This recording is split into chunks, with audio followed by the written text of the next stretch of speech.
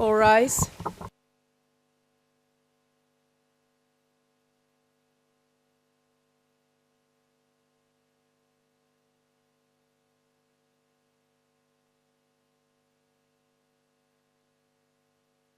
The Kosovo Specialist Chambers is now in session. Please be seated.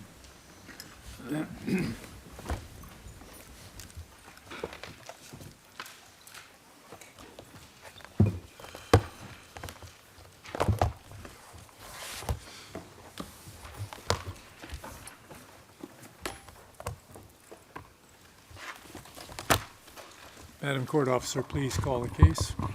Good morning, Your Honors. This is case KSC BC 2020-06, the Specialist Prosecutor versus Hashim Thaçi, Kadri Veseli, Recep Salimi, and Jakub Krasniqi. Thank you.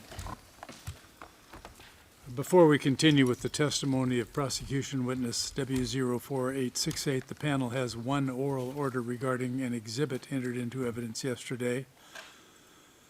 When 1D00176, which was the transcript for the video that was admitted, the ERN read on the record, the ERN that was read on the record was DHT 040763 to DHT 040781.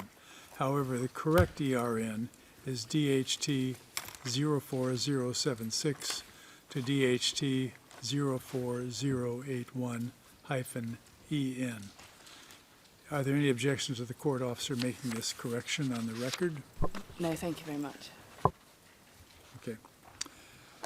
The panel therefore orders the court officer to correct ERN for 1D00176 to DHT 04076 to DHT 04081-EN. This concludes the panel's oral order. The panel was also notified the Salimi defense wishes to be heard on granting a further extension on the deadline to respond to SBO's pending bar motion. Yes, Your Honour, it was more just a clarification in relation to the oral order that you'd issued just before the recess.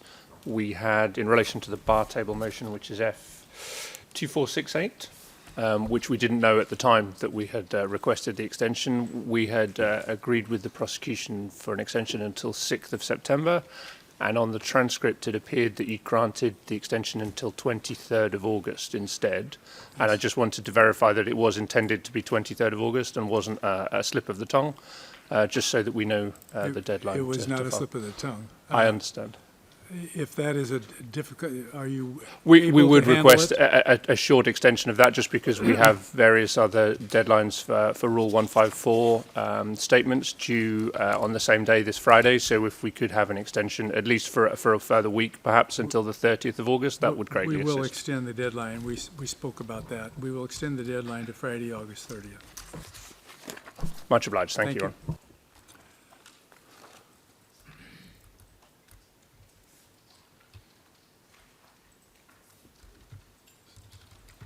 Sorry, Your Honour, just to point out, Mr. Roberts just made a slight mistake at line 10 of page 2. He said, I just wanted to verify that it was intended to be 23rd of August, and it was not slipping the tongue. It was intended to be the 23rd of Oh, August. yeah, sorry. I thought he misspoke, excuse me. That's fine, no problem. So now we'll continue hearing the evidence of prosecution witness W04868. I note that except for Mr. Krasniqi, who is following the hearing via video link, all the accused are present in court. Madam Court Usher, please bring the witness in. And Your Honours, if I may, I indicated at the end yesterday, I shortened my deadline, I shortened my estimation to 20 minutes. I will need about 35 minutes. There was a document added late in the presentation session I just need to deal with, if that's okay. Thank you for the notice.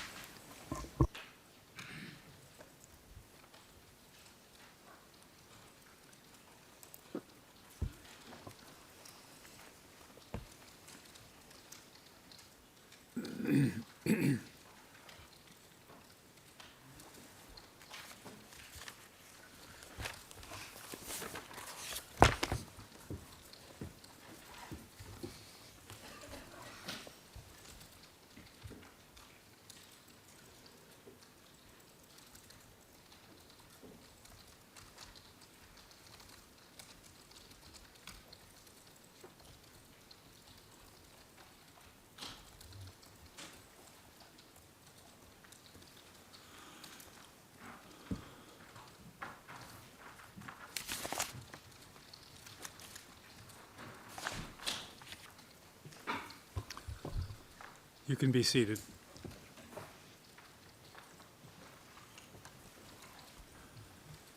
Good morning, Mr. Russell. Today we are going to continue your testimony. I remind you to please try to answer the questions clearly with short sentences.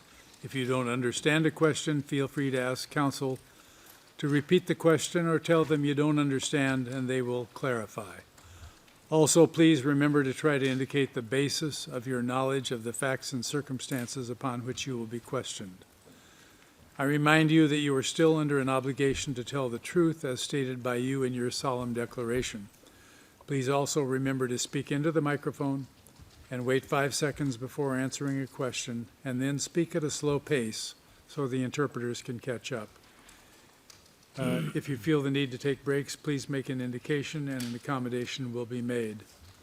As to the representatives who are with you, Major Kyle, Ms. Hart, and Ms. Satpathy, thank you for joining us again this morning. I remind you that if any time you need a moment to speak with the witness or wish to address the panel, you can raise your hand in order to be granted permission to do so by the panel. In addition, if you all feel that there is a part of the witness's testimony which should be redacted, or if a particular subject comes up that you feel should be discussed in private session, please notify the panel in the same manner. So we will proceed now with the cross-examination by the Salimi defense. Mr. Tully is already standing. Please give him your attention. Good morning, Lieutenant Colonel. Good morning. My name is Eric Tully, and I am counsel for Mr. Salimi. Before we get going, just a housekeeping matter. We're speaking the same language, so it's difficult for the interpreters when we don't leave gaps. I'm as guilty of it as anybody else. So, No, thank you. I'd like not to get called on today, for once. So I want to begin with a topic concerning the policing capability of KFOR, as you understood it to be in summer of 1999. And I want to focus on something you said in your preparation session, and I'll quote from paragraph 25 of preparation note 2. You said the United States authorities had military police, a criminal investigation division, CID, commander who could appoint special investigators, lawyers at every level, and special judge advocates. So do I understand correctly from this paragraph that you remember or you recall the policing, criminal investigation, and criminal justice capabilities of KFOR in your AO to have been robust and well-staffed? As I remember it, sir, we were careful to things that we perceived as requiring police special training should be involving military police, and that's why the first MP company was attached to our task force. Okay. And just to recap very briefly, you've answered some of these already, but the situation as you found it, as KFOR found it in summer of 1999, was one without any kind of civil policing present in Jilan. That had effectively been abandoned at that point. Correct? That is correct. Okay. And you expected KFOR to fill more of a combat role on the ground, and you anticipated some sort of military resistance, which didn't really materialize. Actually, it was a hybrid. I think that was true initially when we first came in. There was the expectation we may have to come in by force. But when the political developments changed the nature of that, as to come in and the Serbian army would agree to leave, then we understood it to be similar to previous deployments that we had had that would regard more of a hybrid role where we would keep law and order until the actual institutions could be reestablished. Understood. And just to focus on something that you answered yesterday to my colleague, Ms. Tavakoli, obviously a military prepares for all eventualities, and KFOR was preparing for a potential resumption of a conflict between either KLA, Serbia, KLA, and it didn't materialize, but your view was that there was no real risk of that occurring. Is that correct? I think we were watching it very closely. Yeah. Excuse me. We were also concerned how the interaction would be when the Russians came to Kamenitsa province and how they would integrate with NATO forces, where we could reinforce the military technical agreement together. So we were very concerned about what might be assembling on the, if you will, the other side of the border. And we were looking for assembly areas. Without going into detail, we had technical means to observe what might be assembling within the 5-mile zone. And as we would gain this intelligence, it did not appear that there were sufficient concerns to look like an attack was forming. Very well, thank you. So moving on then to the law enforcement, and you highlighted, excuse me, in particular the MPs.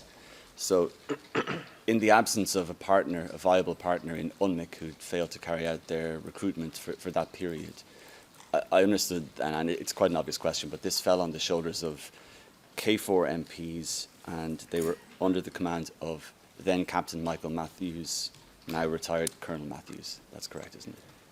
Yes, he had the primary policing duties, and it was you have to understand, military policing is integrated within a combat environment, and so it is interrelated very closely.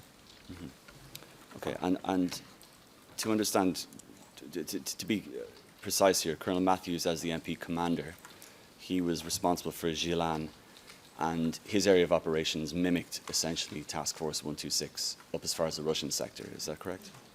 As Kamenitsa, I believe it went up as far as. We had responsibility for Kamenitsa, Novo Bordo, and Nilani Obstinas initially in our zone. Okay. So you touched briefly on the importance of the MPs being involved in the law enforcement and remembering that UNMIC were not there to provide the civil policing role as had been previously envisaged. Do you recall it being the case that the MPs only had training as far as law enforcement in policing a military situation and had no training or experience in civilian policing? Is that how you recall it? I would have to defer to Mike Matthews on what the training level of military-specific training he received. I know military police were very well capable of operating in a combat environment, if need be, where they were trained in infantry-type weapons and skills as well. But to his specific training for the mission, I would defer to him. Okay, well, on that, did Colonel Matthews ever share with you concern that the military police were not prepared or had not been prepared for the situation as you found it in summer 1999? I think it would be fair to say to the entire KFOR coming in, having been asked by our nations, by our alliance, and literally by the world, to insert ourselves into a 600-year-old hatred as we sorted out to try to delineate who was who and what was what, that we all wish that we had more adequate force and we had more adequate personnel. Mm-hmm. Well, on the first one, I want to just take you to Colonel Matthews' statement, and can I have on screen, please, 106826 TRET Part 1 on page 9, please.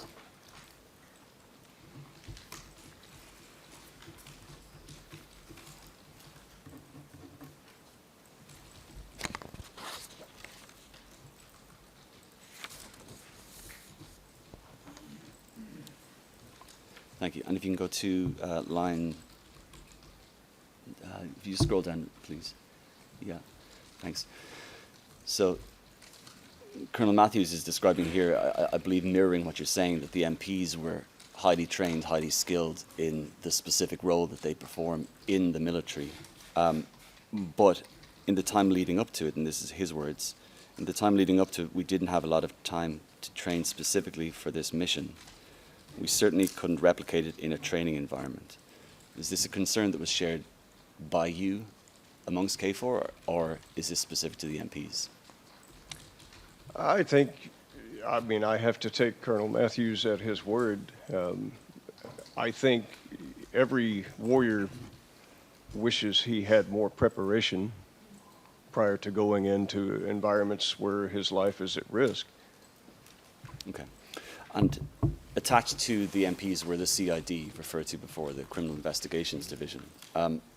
He describes it as this. I'm not a military expert, but for the separation between the MPs and CIDs is more complex, obviously. But in terms of investigations, MPs generally carry out investigations into misdemeanors allegedly committed by soldiers.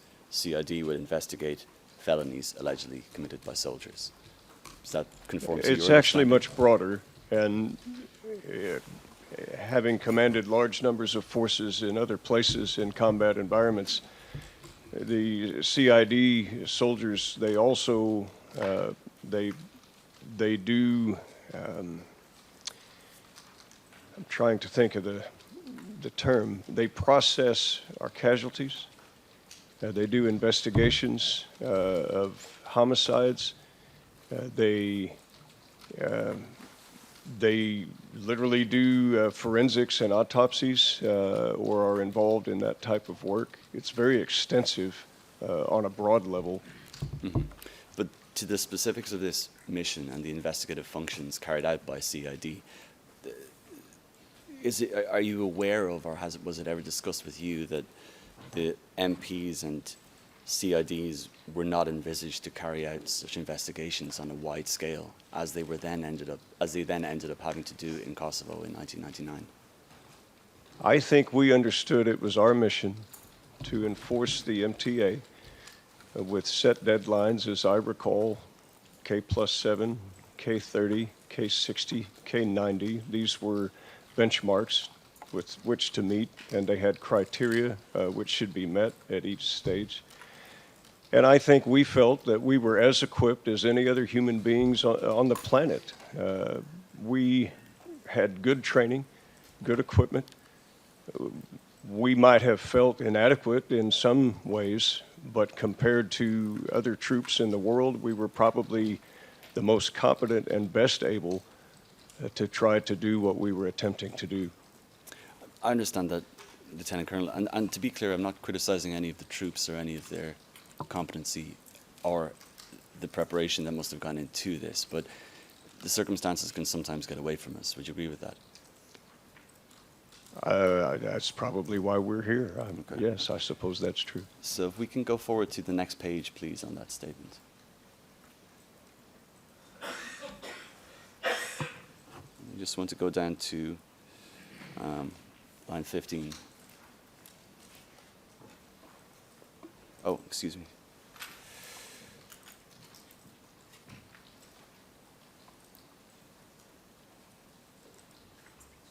Oh, sorry.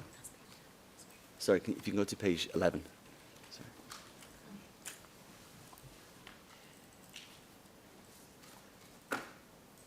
Yeah. I just want to read out, because this is specific to the question I was asking, is going back to Kosovo now, is line 15.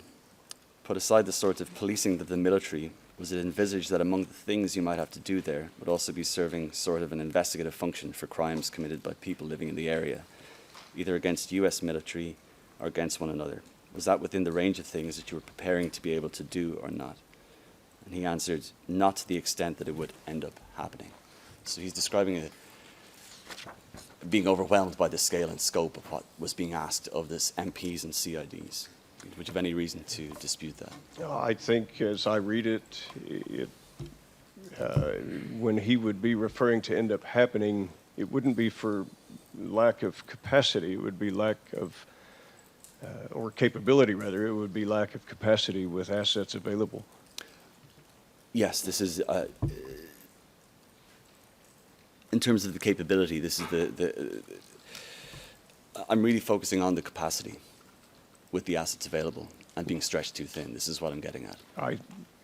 I'm sure he felt the same way that I felt as a task force operations officer. We had roughly 9 companies worth of mission, and we were holding it down with 3 or 4. So it would not be surprising that people felt they had inadequate personnel to do the mission. But we still were required to do it. And we believe that we focused in on the priority things to do the best that we could. So then would you agree then with a statement that the scale and scope was beyond what KFOR was capable of doing? No, I wouldn't agree with that. I mean, we see that we've had a generation where things have largely stabilized, thankfully. So obviously, the groundwork that we laid initially laid a very good foundation. It was very tense and it was very troubling, but we were up for the task. We really had no choice. Okay, if I can go to the next page of that statement, please. And down to line 15. And this is really his words here, and he's describing manning an equivalent of a 911 system. It wasn't 911, and he finishes with this quote. He says, "We would receive calls, we would dispatch the military police from my unit to those calls. They would record the incident and respond at really, as best as we could. The scale and scope was beyond really what we were capable of doing at times. We certainly did our best." So are you in dispute with what Colonel Matthews says there? His company often called upon our infantry to assist, to augment, to even go and investigate things that he could not cover. And he was very good about that. And in many cases, we would try to attach small elements of his company into our elements so that we would at least have a military policeman present. And that way we were able to cover more territory. We tried to assist one another as best we could. Okay. And you talked about staffing issues or personnel issues. So, and to be clear, so you don't think there's a trick here, these are his words, and I'm quoting from page 29 of that statement, that there weren't enough military police to execute law enforcement to standard in Gillan. Would you defer to Colonel Matthews and his assessment regarding the ability to execute law enforcement to standard in Gillan? What I can say, I can't speak for Mike Matthews. I take him at his word on his statements. But what I can say is that when UNMIC was able to provide initially what became some augmentation, and then ultimately they were able to stand alone on their own mission, that policing became more of a civil function rather than a military function. However, in absence of civil function, we understood as warriors that we would be the stability until institutions could be reestablished. That was never not understood by us as soldiers entering that mission. I don't think there's any question about it being understood. He's really talking about, again, what we discussed already, capacity. And what he focused on here was we didn't have enough military police to execute law enforcement to standard in Gillan. And I understand it was alleviated later on by UNMIC, but because I'm not clear, are you in dispute with what he's saying there? Objection, asked and answered. Well, he didn't answer the question. Overruled, you can answer. Thank you, Your Honor. I take Mike Matthews at his word, at his level. At our level, we were responsible, although his military police mirrored the size of our task force area of operation, we had more than just his military police assets to cover the hot spots or the incidents or the things that happen. We had many other assets available in our infantry task force to try to do our mission. And so while if you imagine that a single military police company could handle 3 Abstinas worth of work, that would definitely be difficult. If you augment that with an infantry task force, and even further, potential reserves, which our brigade had in MNB East, then we could apply the proper pressure at the proper time, and I believe that we did so. Mm-hmm. In your preparation session, you referred to lawyers at every level and a special judge advocate. That's from paragraph 25 of Prep 2. Yes. You recall saying this? Yes, each infantry task force, based upon U.S. infantry battalions, at the battalion level, you were assigned a staff judge advocate, and every level up from there also had judge advocate representation. At battalion level, but understandably then not at a lower level than battalion. That's never been the habit of our forces, to have it below that. Okay. Well, I want to read to you again from Colonel Matthews' statement. This is page 15.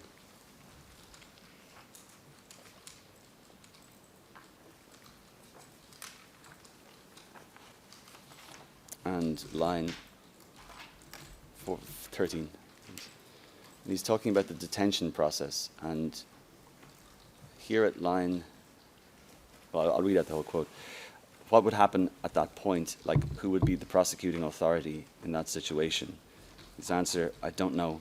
I was displaced from that process for the most part. I didn't run that detention facility, so I don't know how that worked.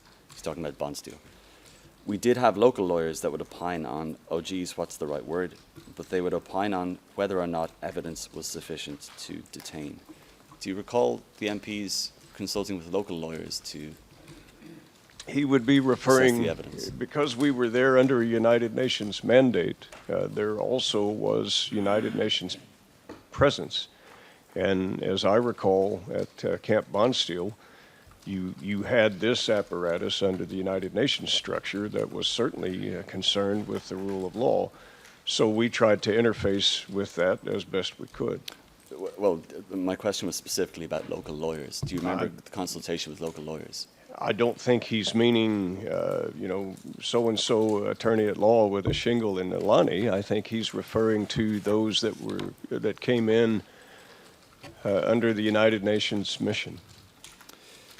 Well, he specifically says local, though. He doesn't say anything about the UN, and he never says anything about Judge's Advocate You or would a have UN to rule of ask. law mission. You would have to ask Mike Matthews. I don't. Speakers are kindly asked not to overlap because the interpreters really cannot follow if you are speaking very quickly and also interrupting each other. Thank you very much. Translators. That's our first warning.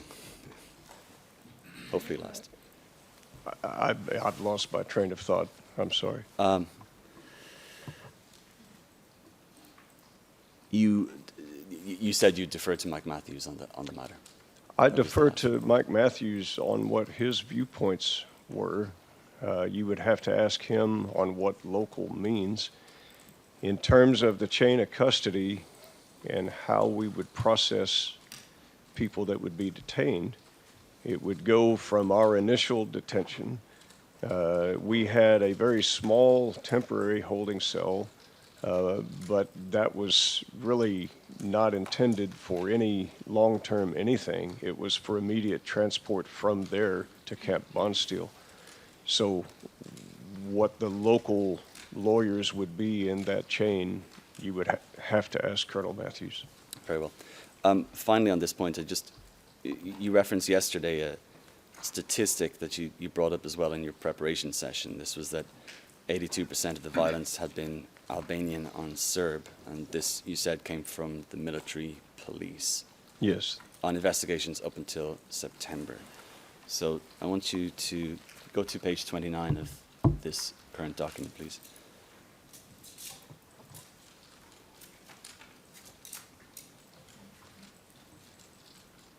And it's at line 12.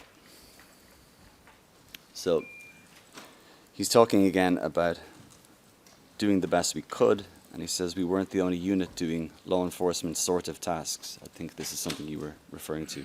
In other words, the other units that were there as part of 126 Infantry were also doing security-like tasks. And he says they would have people approach them at checkpoints and other things, describing crimes that had occurred to them. So there were incidents like that occurred that would have never come to my attention. So just bearing in mind what we've spoken about for the last 20 minutes about the difficulties faced by everybody in the AO, in particular the military police, regards the perhaps training gap in carrying out civil policing and so on. How confident would you be in the ability of the MPs to even gather a figure like that? let alone its accuracy? I would be confident in their chain of command. I believe it was Lieutenant Colonel Rick Schwengros, who was the MP battalion commander. I was struck by that figure when it was presented in, I believe, it was close to K90 because we were trying to gain an assessment. So K90 would have been September 20th, perhaps, somewhere in that vicinity. I don't recall the exact date. But it struck me, and it was also consistent with what we were witnessing and seeing. And again, I would like to provide what that criminal activity meant. This wasn't looting. This wasn't a stolen car. Sir, This Sir. was, excuse me, this is, The witness should be allowed to Let finish him his finish answer. his answer. when we were talking about criminal activity and what we meant by that and tracking it, we were talking about the employment of weapons against other human beings to cause them or their property damage. That was typically what made the list. It wasn't the small things. It was the big things to make the killing and the destruction of property stop. That was top of list. very well. I want to move on then to, briefly to something that you discussed with the prosecution, and you were shown cards, and perhaps it's easier if I, well, you remember the cards that had the Ministry for Public Order written on them that you were shown yesterday? We were instructed, according to the technical agreement and the enforcement under the UN Sir, resolution. Sorry, just to keep this on track, I just asked you, you recall being asked questions about those cards, right? I do, yes. Okay. So would I be correct in assuming that K4 was not in contact with that ministry, as far as you were aware, so was not keeping a log of who had and who had not been issued one of these cards? I'll wait. As I was stating, our instructions were any cards that were not from the Joint Implementation Commission or were not IOM or something official from the United Nations, we were instructed to seize. If they had any association with the UCK to show some ministry or capacity or civic function, we were instructed to seize them. Mm-hmm.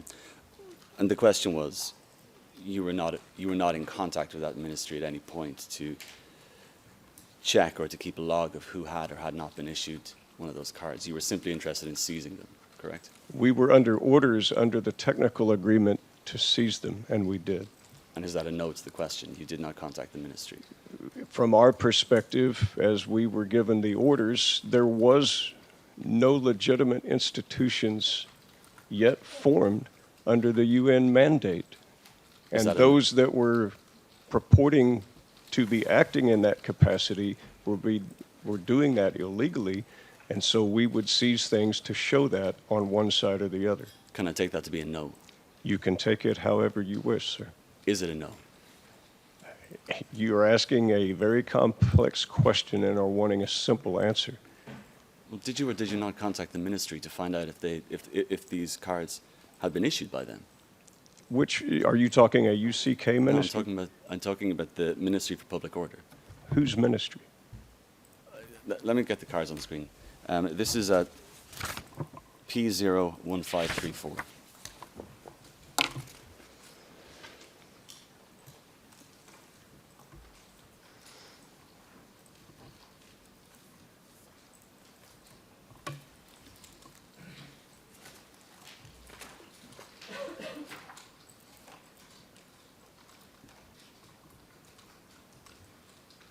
You remember this card,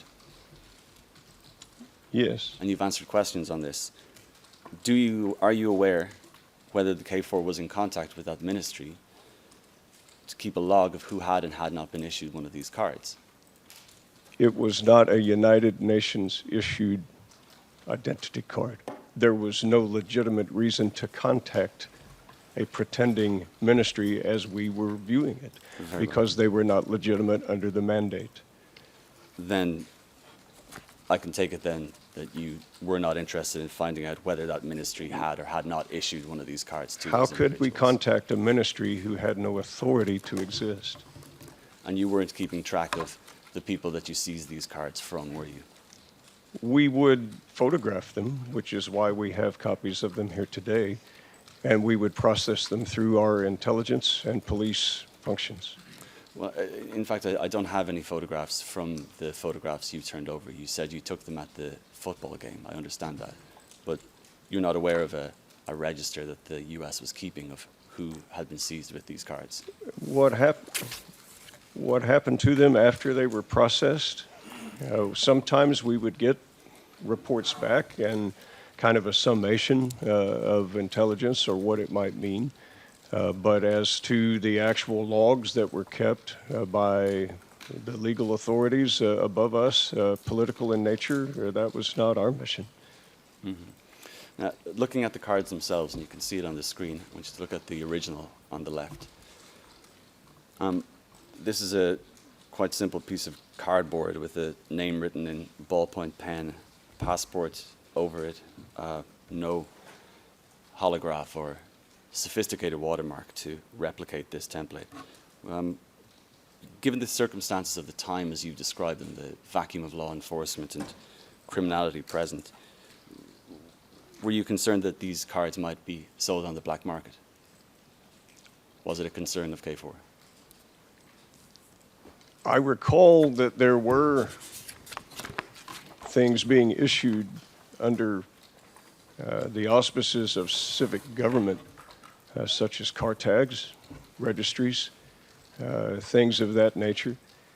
We would seize them every time that we saw them because the idea was we were under pretty clear guidance not to legitimize anything that had not been legitimized by the United Nations mandate. But my question, leave aside the civic government themselves, but in the situation you found it, was there a concern that there was a black market for these things? Besides the illegality you see in the civic government, I understand that part.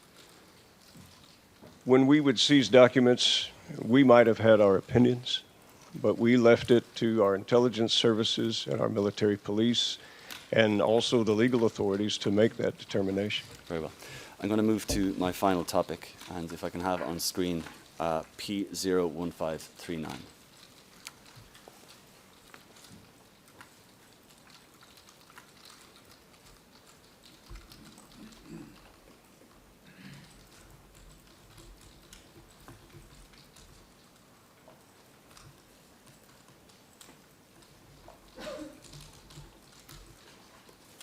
And you recall being shown this document, Lieutenant Colonel, don't you?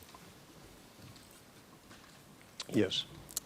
Okay, I want to focus on some very obvious things from this document, but there's, well, first of all, you seized from various other people documents that were, as far as you could see, are purported to be official documents from the KLA during your time in Gilan.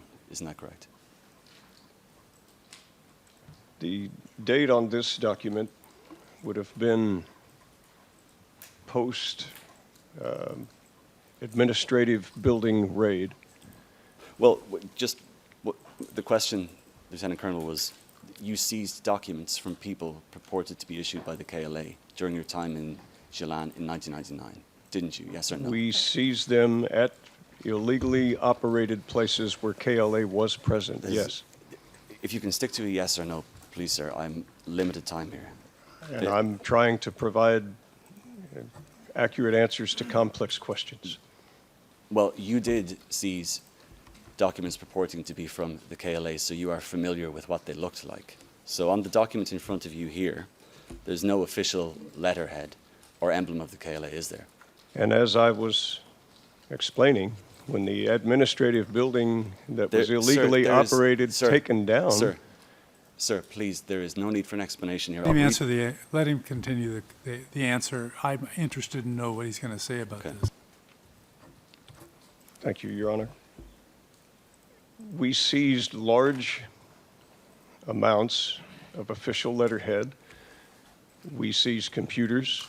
and we seized many of the types of things that would process documentation. What we also had were reports, and we saw it thereafter, that many of the reporting and official papers took on a more crude form. Well, if you can look very closely then at this document, there's no protocol number or date in the top left-hand corner which would identify who's sending it, is there?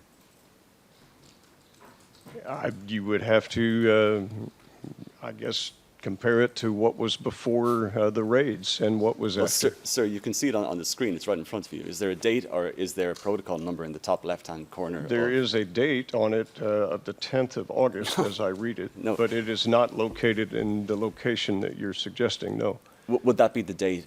Are you suggesting that's the date of the draft of the document? I'm not suggesting anything. I'm trying to answer your question. Very well. You notice that the document's covered in patches of blue ink, obviously. So would you agree that they appear to be the remnants of corrections made to the document? Objection calls for speculation. Oh, well, we can look right at it. Sustained. Can we zoom in, please, at the very top, at the word that says informate, please? Zoom in even, yeah, there we go. And if you can scroll across to the right, do you see there appears to be an E faded from what appears to be a watermark at the end of informat? That's there, isn't it? You're asking me? Yes. I'm sorry. Yeah, it could be, yes. I'm not familiar with Albanian and Croatian to the extent that perhaps you are, but that could be possible. I'm not familiar with it at all. Okay. Mine's about as good as yours. And then down to, I won't belabor this, but down to the second line, after the word public, there appears to be some sort of writing that is also faded by water. Now, to your eyes, without knowing the language, I don't think you need to know the language. Those appear to be corrections to a document, don't they? Objection calls for speculation. Sustained. Okay, well, if you go to the very top of this document, do you see here the first three words? I get that your Albanian isn't great, but you recognize those three words at the top? I recognize, I think, Kosovo. Okay. Well, would you know the perhaps shortened version, UÇK? Now it would appear, Yeah. yes. Well, do you see that second word? It appears that the person has misspelled the ch in UÇK. Perhaps from fat fingers, I don't know. Maybe. If we can then go to the content of the document. Now, I just want to ask you questions that touch on what the prosecution asked you yesterday. The raid that you carried out in the dormitory, it was hardly carried out in secrecy. I think that's quite obvious. Are you talking the day of? The day of, yes. We were executing it under full knowledge of Task Force Falcon. And it became quite the local event, as several hundred people ended up being outside the gates and causing quite a disturbance. If you are suggesting that we made a spectacle of it, that would be very inaccurate. It was done with the intention to do the entire raid as quickly as possible. We estimated 2 hours. The reason it would take that length was because of the photographing necessary and then having to show the photographs to one of the victims, the alleged victims. So we estimated that we could do the raid in about 2 hours. It was not intended that we would remain. It was not intended that we would have anything to disturb the ongoings of the flow of Nilani that day. We wanted to get in and out, I assure you. I understand that, but I wasn't suggesting that you were making a spectacle of it. This was a simple factual question. Several hundred people ended up, through circumstances beyond your control, being around the compound and being very aware of what you were doing there. Isn't that correct? By the afternoon, that was correct. Okay, so looking at the document, there are no details here that wouldn't have become known to the wider and perhaps close-knit population in Jilan, is there? I think it would have been difficult from somebody that was outside the compound to have deduced what was going on the inside of the compound. There was an outer crowd, there was an inner ring, and then there was a protective ring of the 10 that was detained. And that would have been very hard to deduce from a soccer fan outside the gates. Well, I'm talking about the days afterwards, perhaps. You think word would have spread quite quickly? I don't. Not from our perspective in terms of these levels of details stated in this document. Regarding 10 soldiers being detained, I don't know how that could be deduced. We were exhausted from the long day's work and the ongoing operations that we still were responsible for. We had to process and write many of these reports over the next 2 to 3 days just to assimilate what had happened. And to your knowledge, the KLA soldiers lived among the population, isn't that right? As I understand it, some were allowed to bunk at the assembly area in Malyshevo. They were allowed there as UCK until K plus 90, and then that would cease. In terms of any other location, they could reach out to the IOM offices, the International Office of Migration, but in terms of where they were housed, I couldn't say. And you believe that the detail of 10 soldiers would have remained obscure from anybody else in the population? What the man on the street would discuss would not be known to me unless he were fluent in English or German, and I would have heard it, so I can't say. Very well.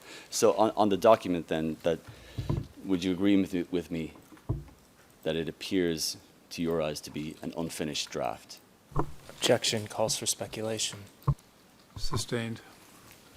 Well, if we can go to the bottom of this document, there's no... I just wanted to wait for you to be ready. Oh, okay. no, I'm listening. I'm Okay. sorry. The bottom of the document, there's no signature or stamp of office, is there? I can't account for signatures, but stamps we probably had in our possession. Okay, and as we discussed, the only date there is the date of the 10th of August. Now, if we can go back up on the document. You pointed out, too, that that date is incorrect, isn't it? If referring to the raid, it would have been the 9th. We also noted that there were, because of the length of the raid and the reports that came, obviously, the next morning, that it was confused even in the press as being on the 10th. Well, you can see that the author, or at least there's no mark over the number 10 there to correct it, is there? It's clear from any blue ink. I have notes in my own journal where I referred to it as the 10th, and I was there. Well, sir, the question was, there's no blue ink over the 10, is there? Yes or On no? which side of the document? The 10th translation? The or one on to the left? original. I don't see one. Great. If we can move finally then to, if you scroll down to the bottom, where it says Fatmir Mehmeti, and it lists him as MP Commander. Now, you've consistently stated in your interviews and in your preparation session that Shechir Shachiri was the head of police or security as you understood it. And just to be clear, I'm going to read from your statement. This is P01510.2, page 2. You said, the head of security, Shachir Shachiri, he went around with an official type vehicle with an unauthorized UCK car tag. He was the head of their security. He wore a black uniform most of the time with a PU on it. You recall saying that? Yes. Okay. And in the 2 photographs you handed over that have the man who you believe might have been called Fatmir Mehmeti as the subject, he's wearing regular camouflage fatigues, no PU insignia. And for reference, that's from 105.816 to 106.095, at pages 105, 978, and 106, 095.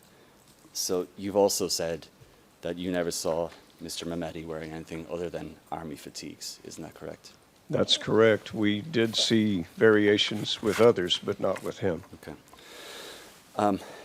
So yesterday you said this, and this is at the provisional transcript, page 49, line 17.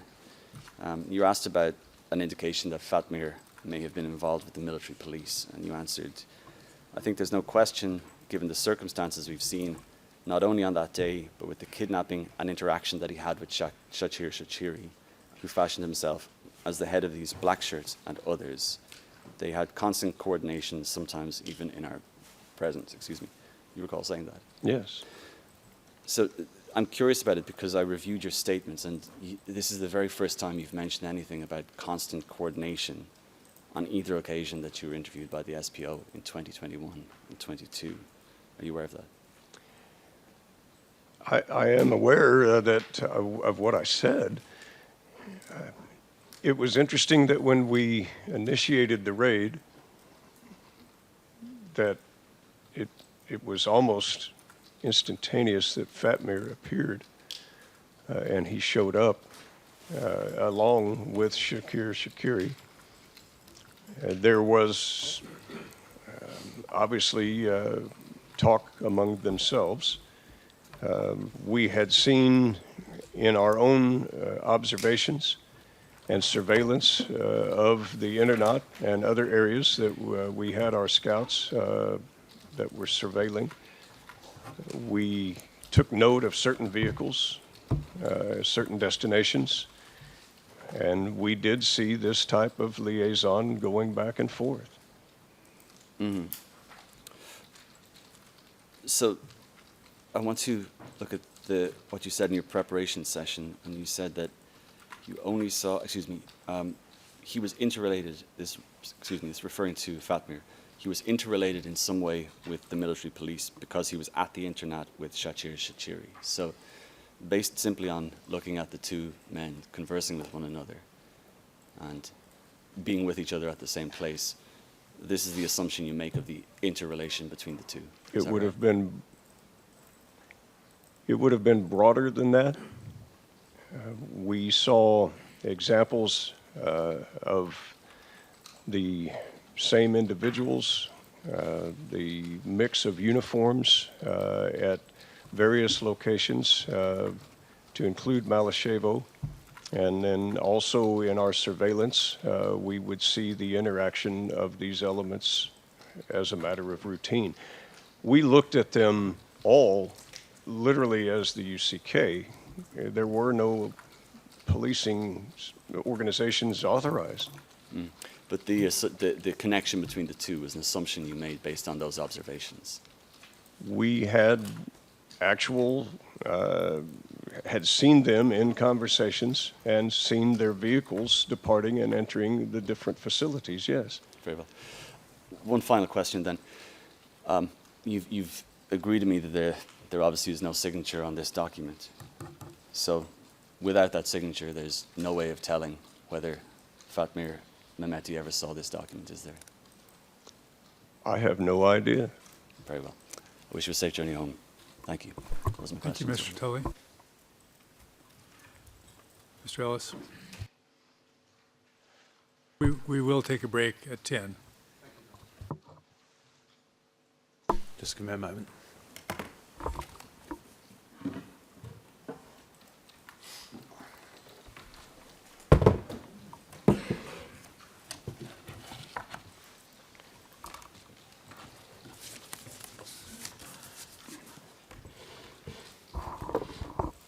Good morning, witness. My name's Aidan Ellis, and I'm representing Jakub Krasniqi. I have some questions for you this morning. You've heard, I think, a moment ago that we will be taking a break at 10, but I'll try and get through some of the first questions before we get there. I wanted to start by asking you some questions about the record-keeping procedures within your unit, within MNB East. I think you've told the prosecution in interview that you're, as a military historian with a master's in history, You understand the importance of good record keeping. That's right, isn't it? I think it's essential.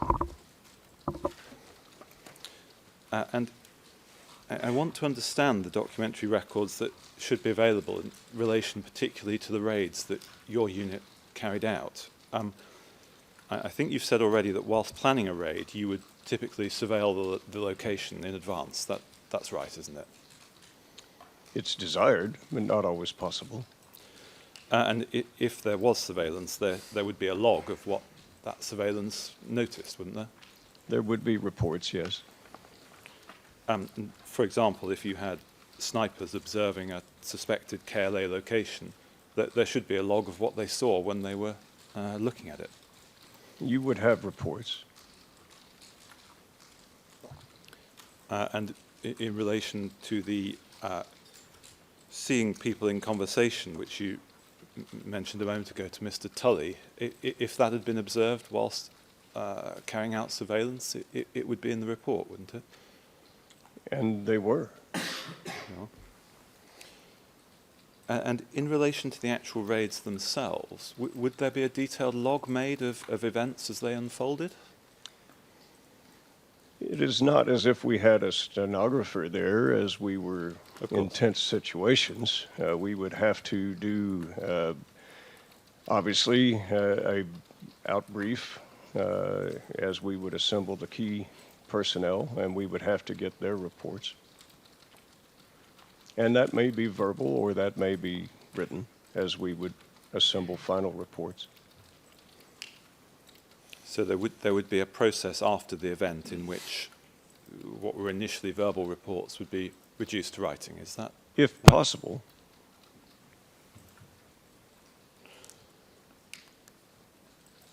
And you've spoken already this morning about the policing assets that were available to your unit, the military police, the criminal investigations division. It would have been for them, wouldn't it, to take witness statements from alleged victims of crime and other people? It would depend. It would depend upon the nature of what it was that was being investigated.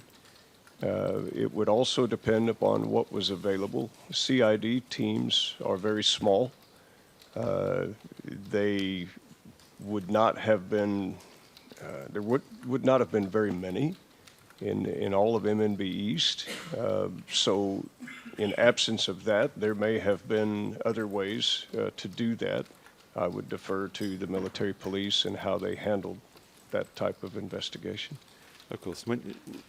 Just help me with the detail. When you say CID teams are very small, there wouldn't have been very many of those in all of MNB East. Do you remember how many teams and roughly how many people per team?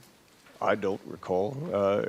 We had visibility of the first MP, and then we had obviously the request and liaisons through Task Force Falcon, our headquarters, for additional requests and assets. I see. And the first MP is the unit led by Mike Matthews that you were speaking about earlier. That's correct. That's right. And can you help with the size of that unit? Typically a combat military police company. I'm guessing would have been around 65 soldiers in a heavy task force. That's a guess. Right.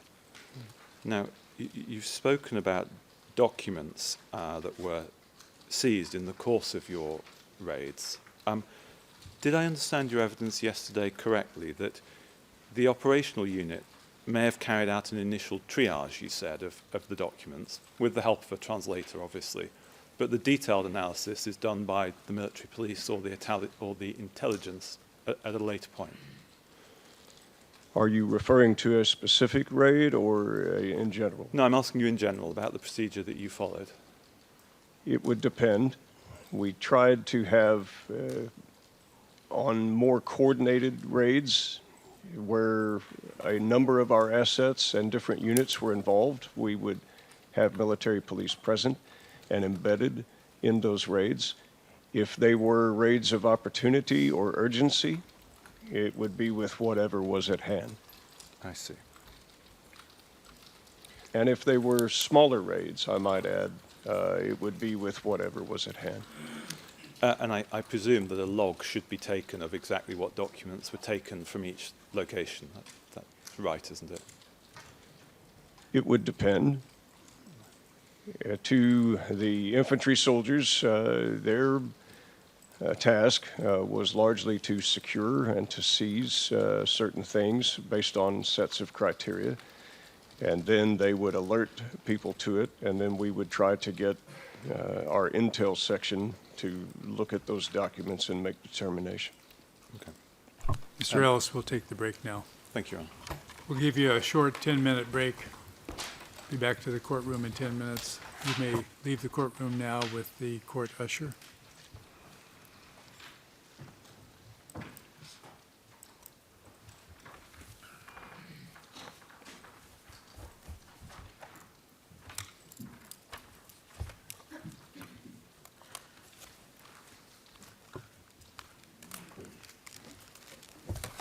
We're adjourned for 10 minutes. All rise.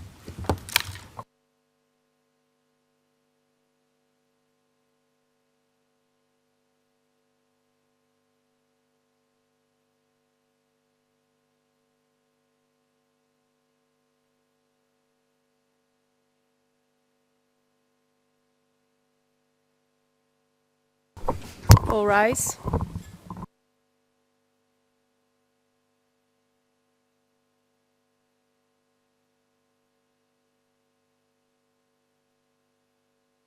Be seated, please.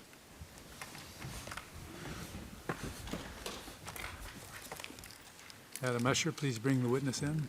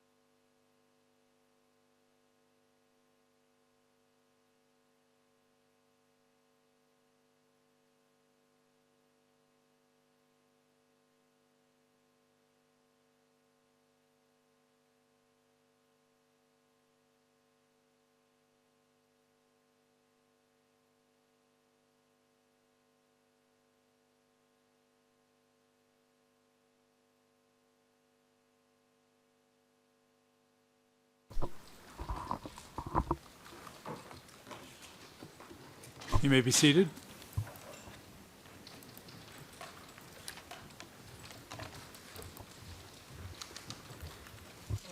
All right, Mr. Ellis, you may proceed. Thank you, Your Honor. I'll just finish the topic that we were dealing with on documentation. So,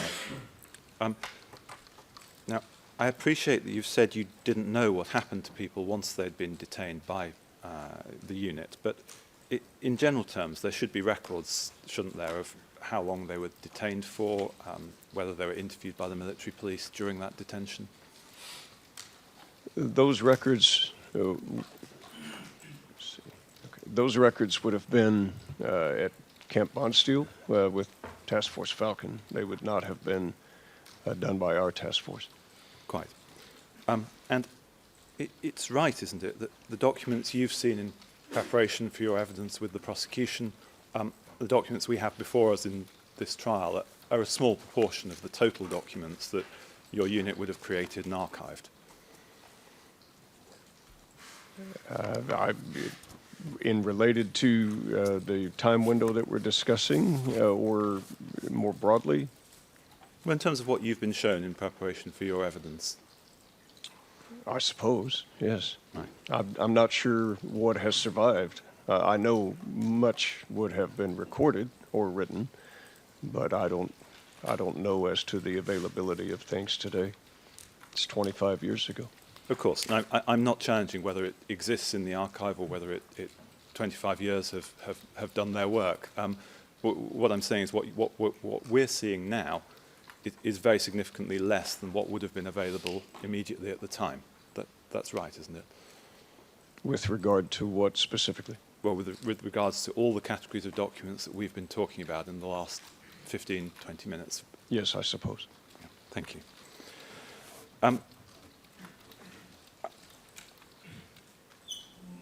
Now, I want to move on to talk about, to a different topic, to an individual called Florim Clococci, who you encountered in Novo Burdo in particular. You recall that gentleman? Yes, I do. Good. Now, you were asked about this area by the prosecution, and I'll read back what you said. It's P1510.2, page 2, lines 5 to 10. And you said, I think they were trying to broaden areas of footprint. There was a small obstina called Novo Burdo, which had a zinc mine and an ancient castle. It wasn't very large, but it was officially an obstina of Kosovo, and they tried to exert and set up some leadership there with a young man. Do you recall giving that answer to the prosecution? Yes. Yeah. So just to be clear, what you thought at the time was this wasn't an established KLA presence, it was something that was trying to be set up at that time. Initially, we weren't sure. After we raided it, we were. It had been established, I believe, mid-June. We shut it down in mid-July. I see. Well, let's have a look at, can we see on screen 106016, please, which I think the English translation is P1522, but the Albanian original is part of that large body of documents.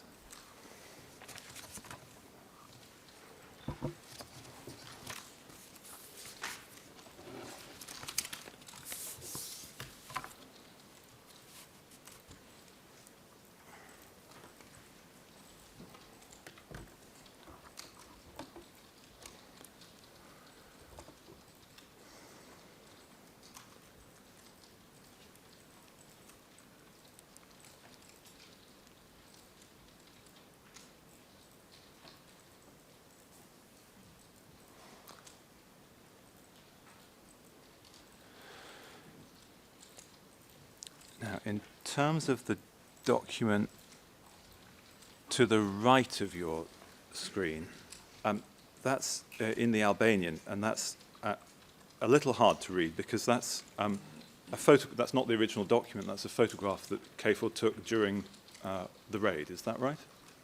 Yes, I saw the document when we captured it. And did you seize the original document? Yes, I did. Right. So the original document should be somewhere in the archive.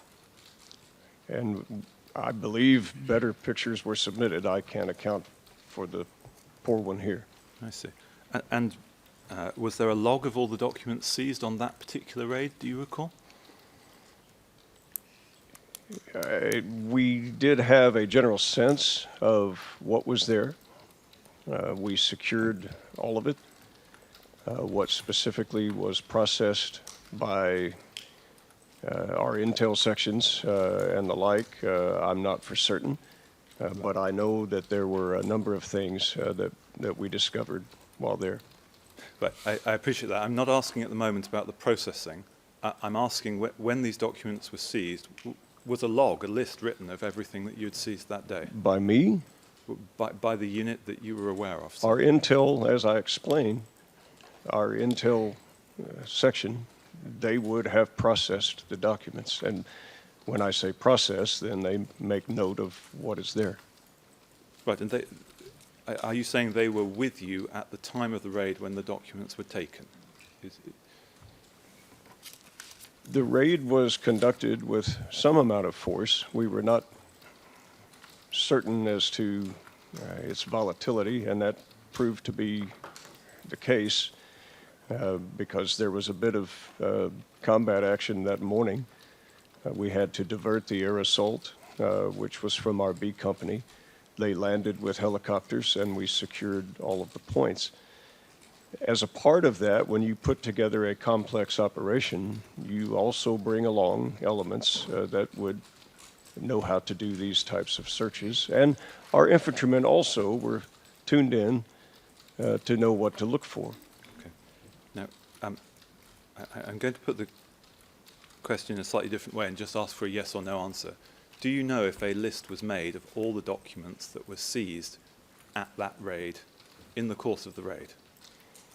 In the course of the raid, that would have been problematic because you wouldn't want to linger at a place that had already exhibited danger.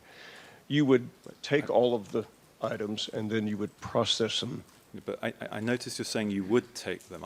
I'm just asking specifically, on this occasion, was a list made at the scene, yes or no? That would not be standard procedure. I see. And do you know whether a list was made later, on this specific occasion? I would assume whatever got processed would have had to have been recorded. Right.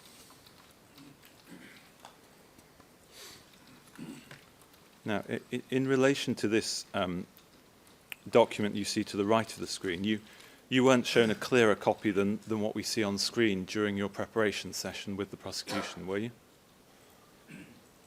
I have seen this document when it was taken at the raid. We immediately honed in on it because of the stamps and the official letterhead. I wanted to know what it said.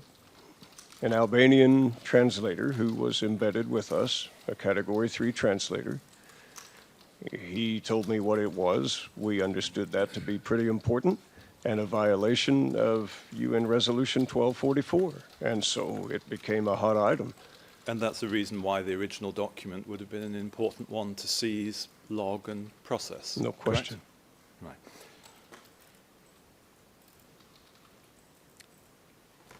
Right. Now, just dealing with what we can make out in the English translation then, you have what, on its face, it seems to be an appointment of this Florem Clococci, yes? Yes, he presented the document. Now, you've spoken about your occasional meetings with Ahmet Sufi, but you haven't mentioned whether you confronted Mr. Sufi about this document and asked him whether he had appointed Florem Clococci. You haven't mentioned that in your statements, have you? I did mention that in the occasions that we did meet about the illegal operations that were set up and the illegal policing that we had encountered. And that would have comprehensively included places like Novo Bordo. Now, you were asked by the prosecution yesterday morning if you recognized a particular signature of Ahmet Sufi. And what I wanted to understand was, in preparation for today with the prosecution, were you shown a series of documents with Ahmet Sufi's signature? We had seen a series of documents even before. We had interfaced with him. We had captured a number of other documents in like raids or different events. This looked official to us. But I'm not for the moment asking you about what you saw in the raids in 1999. I'm asking what you were shown in the course of the last week in your preparation. Were you shown a series of documents with Sufi's signature so that you could place them side by side and compare? I'm not sure. I would need to consult with legal counsel on what they would be allowed to share on preparation. I don't know how to answer that. Right. And in your meetings with Mr. Sufi, are you saying you actually saw him signing documents with your own eyes? Mr. Asufi signing this document? Signing any document? No. Right. So when you're being asked by the prosecution to whether you recognize the signature, what you're doing is you're trying to assist the court with what you remember seeing 25 years ago in 1999. That's the bottom line, isn't it? Unlike anyone else in this court, sir, I was on this raid. I was at that site. I saw this actual document firsthand. It was presented to us by Florem Colloqui. I remember it. Right. Now, I'm going to go through a series more questions about the document. I'll try and remember the interpreter's warning to pause after answers, but I would ask you just to answer the question that I'm asking so that we can move forwards and complete the evidence. Okay? And if we need further explanation, I or their honours the judges will ask, I'm sure. Okay? Now, on its face, this appears to be an appointment to lead the 1st Battalion, 1st Company, 3rd Unit, composed of either 3 to 5 or 10 to 15 members. Do you see that on the face of the document? I see it on the translation, yes. And so that I've understood the hierarchy correctly, you should have the battalion would be higher, and then the company, and then the unit at the bottom. Is that right? Are you asking in our organization? Yeah, I'm asking you in a military organisation. So. Typically, a battalion would be over a company, yes. And the company would be over a unit, yes? Depends on the size of the unit. Well, the size of the unit here is either 3 to 5 or 10 to 15 members, and that would be the lowest level of command, wouldn't it? I suppose. I'm not familiar with the UCK's lowest level of command.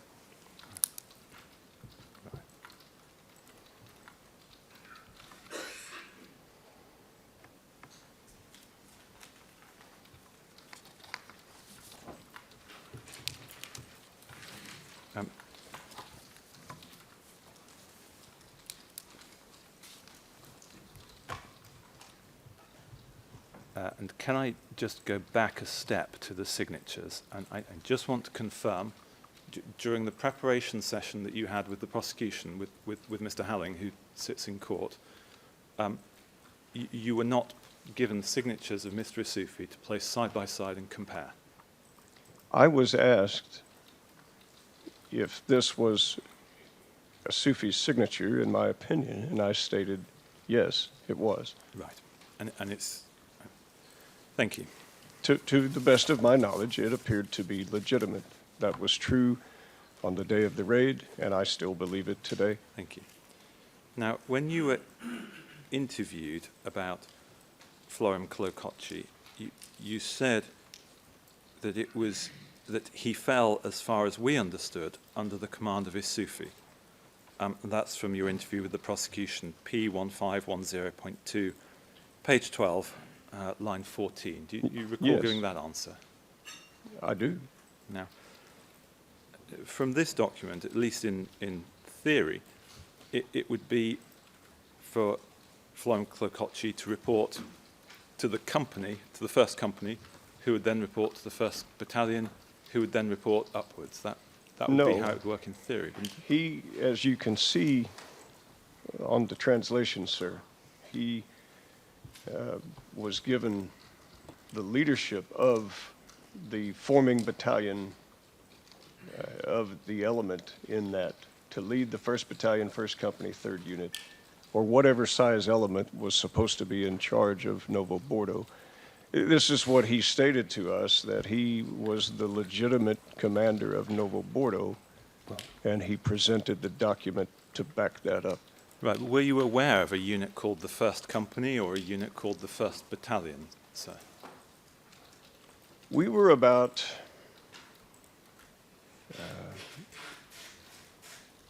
maybe 2 weeks into the mission at this point, where we had actual control of the task force, so we were still trying to determine what was out there. We had this element under surveillance. We had reports of violence and killings in the area, and that was one of the reasons that we went in with a heavy force to shut it down. I understand that, but I'm afraid it doesn't quite answer the question that I was trying to get at. Could you repeat it, please? I will. Were you aware of a unit called the 1st Company in the KLA in your area? As I related, we were trying to learn that, so no, we became aware as we would do these raids what was purported to be the structure in each place. And it would be the same answer in relation to the 1st Battalion. You weren't aware of that at the time you conducted these raids, yes? Only that an element was in Novo Bordo. Right. And so you wouldn't personally know what communications they had between them, or how the line of reporting worked in practice, would you? I take Mr. Colloquy at his word that he was appointed to this command by whom he stated when he presented this document. I see.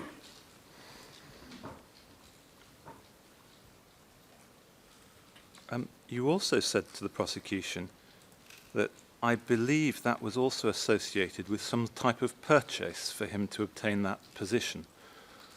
What did you mean by some type of purchase? Florum was able to speak some German as well as myself. I believe he had done some driving and work in German-speaking places. And he had related that he had to pay a large sum of Deutschmarks for the position.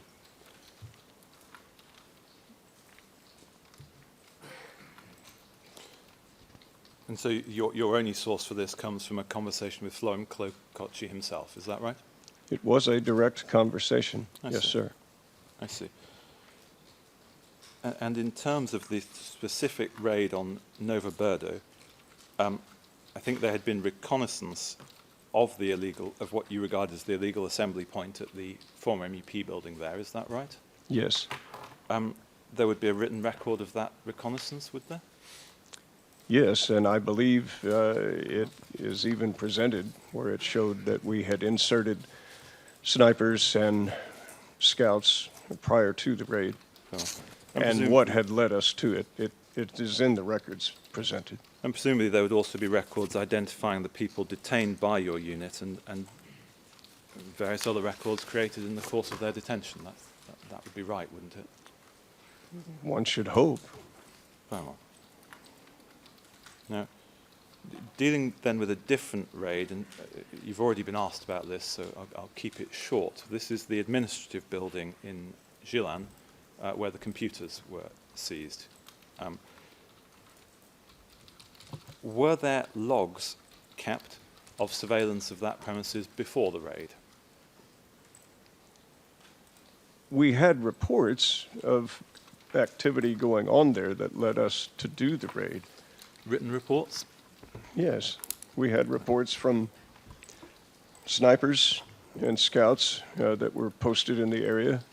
We also had conversations and reports with regard to First MP of an administrative entity that was functioning in Nilani, and that would have been a violation of the technical agreement. They were supposed to only be in Malashebo. Very well. And those written reports would be of great assistance in seeing today who was going in and out of that building and how long it was operating for, presumably. I'm sure it would be of interest. Right. And again, in relation to this raid, was a log kept of the documents that were taken from that raid whilst in the course of the raid itself? There must have been for us to know what type of documents had been processed and determined from it. Very well. Which is listed in what I've already stated Now, in the record. I want to move on to go back to Mr. Ahmed Isufi. And in answers yesterday, you confirmed that you had occasional meetings with him. You were not the commander of the task force, you were the operations officer, but you would meet with him from time to time. My question is, there should have been records kept of those meetings, shouldn't there? Yes. And those records would assist in identifying how often you met with Mr. Isufi, who else was there, what was discussed in those meetings, correct? I would relay the information back to my commander and also to our intelligence officer and would give out briefs to what was discussed.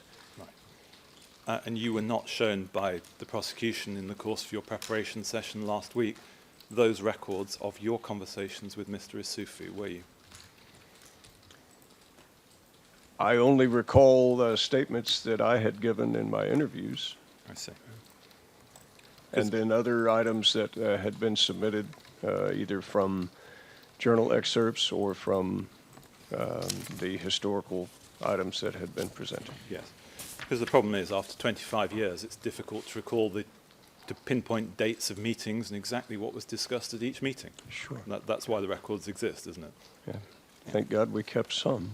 None of us would be here. Now, can I go back then to the dormitory, the internat location? And again, I'll just read back to you something from your interview with the prosecution. It's P1509, page 42, beginning at line 4. You said, our snipers were posted with their high-speed telescopic cameras and other things. We got a picture of a lot of these guys when they were early on at that. So Isufi was physically there at the site, at the place, you know, sometime, long before this, with uniformed personnel and others. You recall that answer, sir? Yes, and I stated even earlier today, we saw a flow in and out of different individuals. Exactly, and given the potential importance of that, there would have been a record kept at the time of who the surveillance team, the snipers, were seeing going in and out, correct? To the extent that they could identify them, I suppose. And in relation to Mr. Isufi specifically, the document should, the record, the log, should show how they identified him, when he entered, how long he was there for, correct? I can give you a specific example where he was identified. Well, I believe it was the 1st of August. I'll come to that in a moment, because we've seen the photo, well, come to it now, in fact, since Well, you've he raised it. was It's- identified, and that's what alerted everyone to what was going on and why was he there. Well, the 1st of August, you explained to the prosecution last week when you had a chance to, I think, check the date. That's the date of a soccer match that was going on next to the internet, isn't it? That was the explanation, yes. And there was a crowd of people there for the soccer match, including Mr. Isufi in uniform, yes? And a parade and a formation of UCK soldiers. Yeah, that's what caused alarm. Right.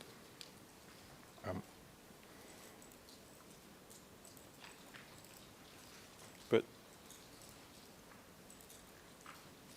at this point, apart from that incident on the 1st of August, you can't now say whether Mr. Isufi was observed going into the dormitory at any other time, or how long he was there for, or even what he was doing there, can you?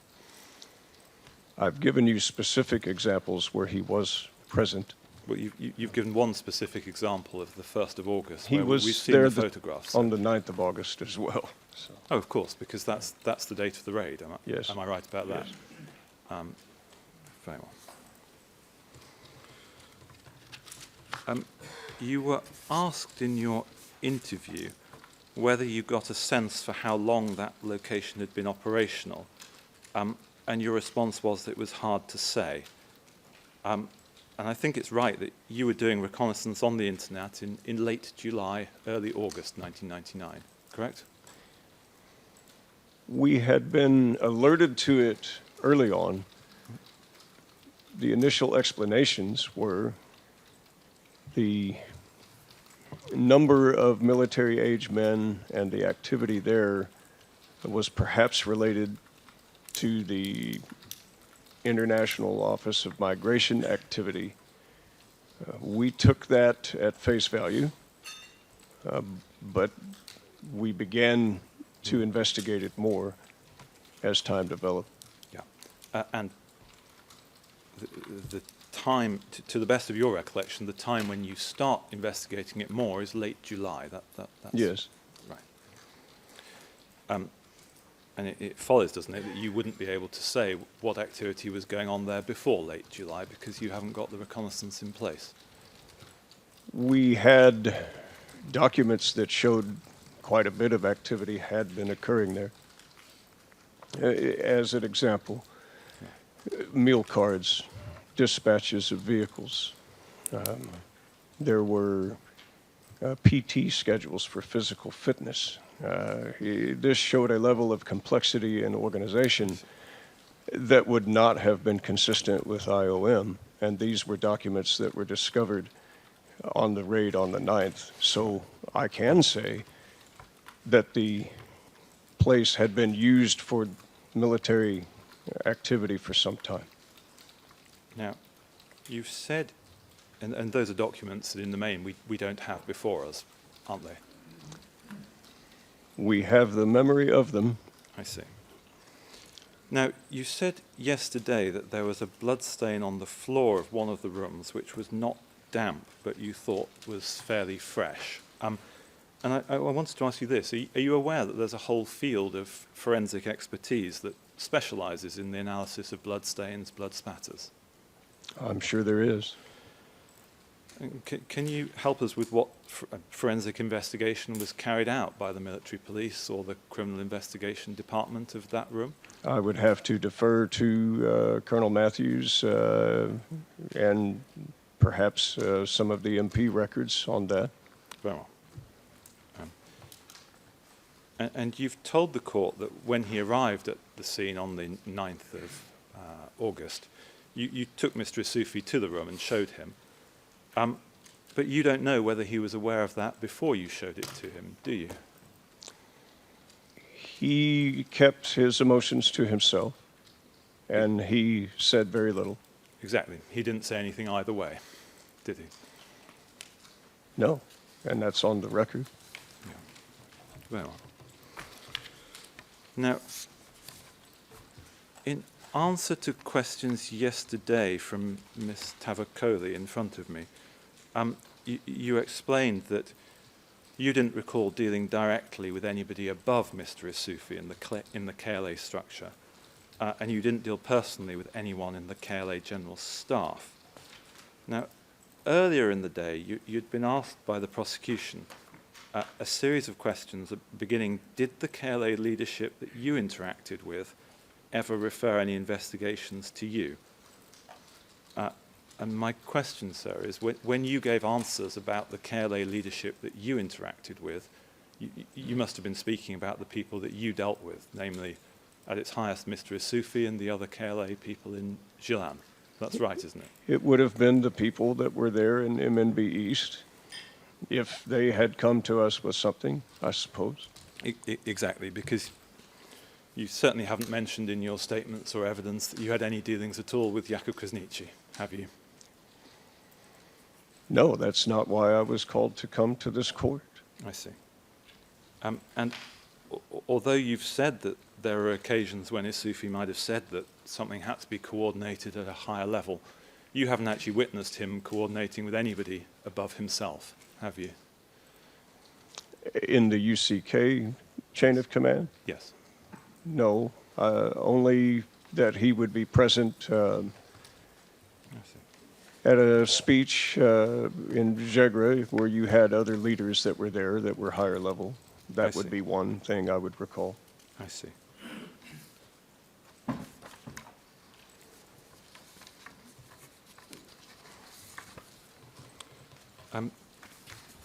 Could I have on screen, moving on to a different topic, so could I have on screen, please, 0351-5084 to 0351-5384 at page 5117.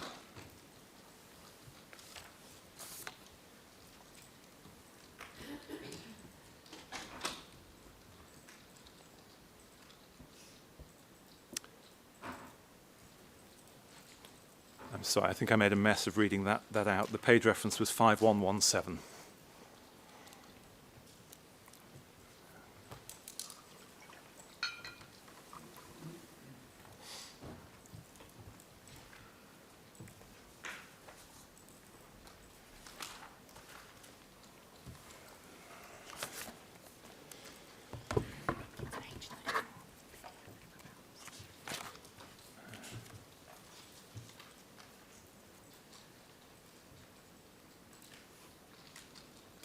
We think it's around page 34 in the PDF, if that assists.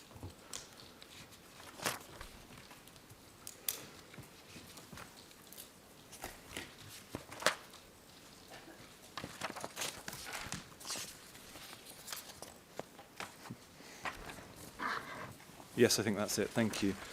This is a document you were shown by the prosecution last week in your preparation session. and you told them, I think, that you hadn't seen this before. That's right, isn't it? That's what I said. Yeah. And you said, as for the specific information reported, your unit did not have operational control before the 10th of July 1999. That's correct. That's right, isn't it? And you said that you never attempted to discuss or negotiate the release of a specific prisoner from the internet, the dormitory. That's right, isn't it? I don't recall being asked about an internet dormitory release. What are you referring to there? Well, I'm just reading back to you what your preparation note with the prosecution says, and it says, the only KLA prison in Gilan that you knew of was the one in the internet, and you never attempted to discuss or negotiate the release of a specific prisoner there. You recall giving that answer last I think week. that that's out of context. There was no legitimate KLA prison anywhere. No, I appreciate that. I'm asking you about what it says about you. You said that you never attempted to discuss or negotiate the release of a specific prisoner there. That's right, isn't it?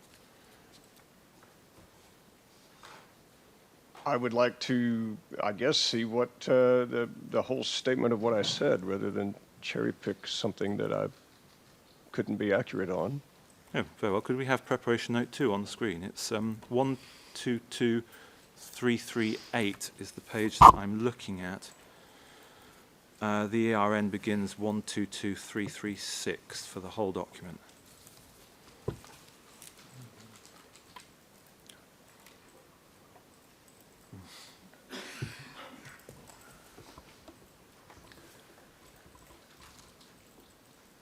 And it's paragraph 21.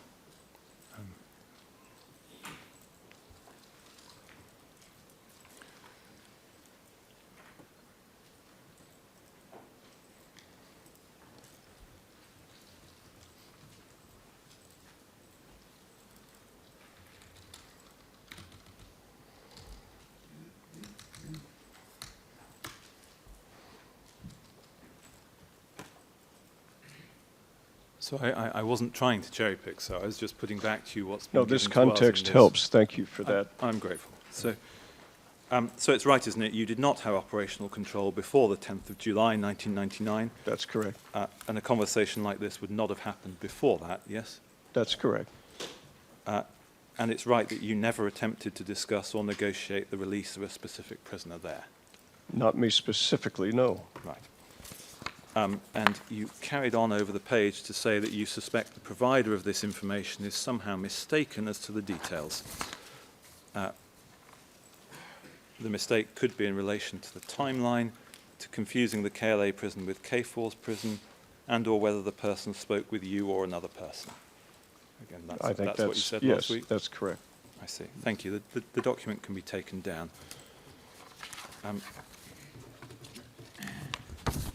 And I just want to end here, witness. At the end of your exchange with Miss O'Reilly at the end of yesterday, you gave, and it's page 144 in the provisional transcript, you gave a figure of 3,000 members of the MUP killed during the conflict. And my question for you, sir, is where did that figure come from? It was one that I recall from the time. I don't remember its source. Right. And when you say from the time, this would be dealing with events that happened before your own deployment into Kosovo. That's right, isn't it? It would have been in relation to 1999 and the preparations thereof. I see. Now, I don't have the document on the presentation queue, but if I suggest to you that on the Humanitarian Law Centre's website, which the NGO associated with Natasha Kandic, it has a figure of around 1,700 Serbs killed in the conflict, that covering the VJ, the MUP, and civilians. Could it be your figure of 3,000 is completely wrong, sir? I suppose it's up for debate, depending upon what the source would have been at the time. As I remember the explanation of it, it was related over a period of years in that particular unrest. It wasn't all in 1999. Very well. Thank you, Ron. Thank you, Mr. Ellis. Any redirect? None, Your Honor. Question? Just Judge Barta, seated to my left, your right, will have some questions for you now. Yes, Your Honor. Thank you very much, Judge Smith, and good morning, Mr. Russell. Good morning, sir. As the presiding judge just told you, the panel has a few more questions for you on a number of issues which we believe require further clarification or elaboration. And my first question is about what you told the prosecution during your preparation session last week. In paragraph 32 of preparation note 2, the following is recorded in relation to a photograph you also discussed with Ms. Tavakoli from the Thaçi defense yesterday. I quote, "This is a picture of a soldier from the 1st of August 1999 soccer match. W04868 does not know why this man would specifically be referred to as a UCK or UJK thug in the title of the slide, but the reality was that W04868's unit was spending the majority of its time trying to enforce international agreements against the very people they were trying to save. There were incidents of looting and other crimes, but most of the time violations could be tracked to people from the KLA," end of quote. Now, Mr. Russell, my question is, can you please tell us again why most of these violations could be tracked to people from the KLA? In other words, how could the violations or crimes be attributed to the KLA? Yes, Your Honor. When we would, aside from the raids and the documents that have been thoroughly discussed so far, when we would see the killings and attacks and the events that would occur, it was done with a level of organization that would not be afforded to ordinary people. For example, many of the killings were done with indirect fire weapon systems like mortars. They were done with 75 millimeter recoilless rifles. These are crew-served weapons that would have a level of training, and their ability to transport and to find the ammunition and the training to utilize them to conduct such killing would have had a level of training consistent with all of the other factors that we were seeing in our raids when we would capture things or we would capture weapon systems. That would also be true of, I personally observed on an observation prior to the Novo Bordo raid, what appeared to be what we would have called an L-shaped ambush. The distance, the men were dressed in black, so it's impossible to know who they were. We were not able to get to them in time to save the Serb man that was killed there. But it was conducted in such a way that infantrymen would recognize the tactics in where it would be in an L, so that a person trying to flee one direction would be caught by the other. And that level of sophistication and training seemed to point to military forces. Thank you. My next question is about a similar issue.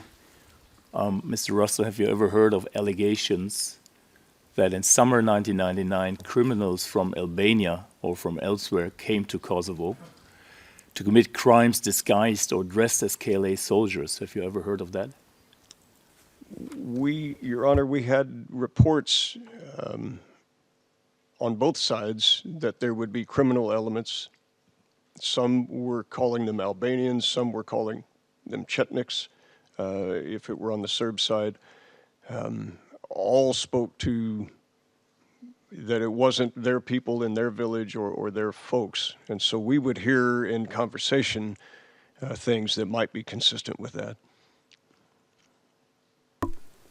Thank you. Assuming these allegations were true, how could you be sure that the people you or your comrades thought were KLA actually belonged to the KLA and were not such criminals? In other words, what did you do to verify whether the people in front of you were actually from the KLA?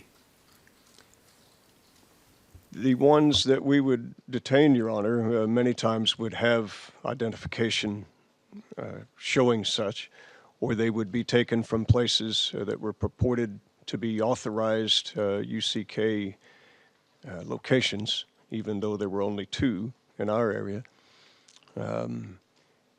So that would have tied them to that. In terms of the other, it would be unlikely that small random criminal elements would have the capacity or the capability to operate sophisticated infantry-type weapon systems.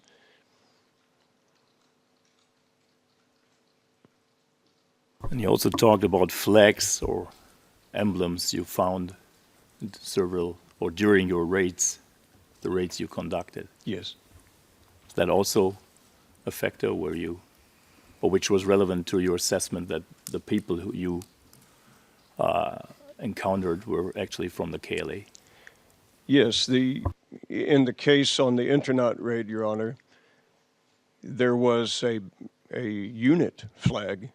It was distinguished from the national flag, the Albanian two-headed eagle flag. Those were everywhere. But when they would be stenciled with units or geographical markings on them, this denoted a unit, and we did encounter that. You were asked by the defense about your knowledge about black markets and what you could, or one could buy on black markets, such black markets. Are you aware that these flags or emblems, KLA uniforms were available, could be bought on black markets or at black markets? Your Honor, there were like vendor stands that I remember with souvenirs and small trinkets that were in downtown Nalani by the summer that developed, late summer. But in terms of distinguishing between trinkets and souvenirs, that was much different when taken together with documents and people from an area and then a battle flag of a unit. All of that taken together seemed to point to its cohesion. So in other words, you had no doubts that the people you encountered during your raids were actually from the KLA and not criminal elements from Albania or from elsewhere? That would have been the case on the Internat raid, yes, Your Honor. The building was also, even under our surveillance, it was stenciled with a large UCK mural that was placed on the wall. That was in direct violation of the military technical agreement. And this was an exterior wall in view of the public. And what about the other raids you participated in? Did you have any doubts that the people you encountered there were KLA, from the KLA, members of the KLA? In the initial probing and reconnaissance and reports, sometimes, like the case of the Novo Bordo raid, it would be a direct ask. And as we determined what was allowed and what was not allowed to be in theater, then we would shut it down. In the case of Novo Bordo, it was simply stated, you know, here they are. This is a UCK headquarters, or maybe not headquarters is the accurate word, but that's essentially what its function was. It was the element there in that area. Thank you very much, Mr. Russell. That's all from me. Yes, Your Honor. Thank you. Judge Mitro? Oh, it's 11. We'll break for a half hour at this time. Then we'll finish up with the judge's questions. Please do not speak with anyone about your testimony, and you may leave the courtroom now in the company of the court usher. Yes, Your Honor.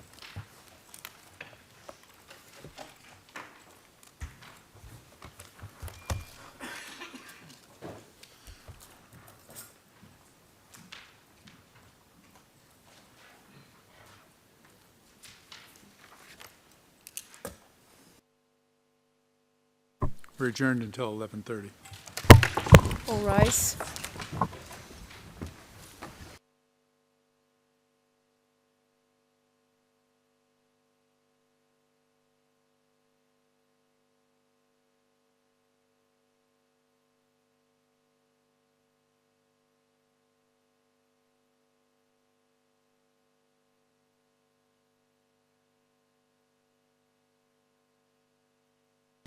All rise.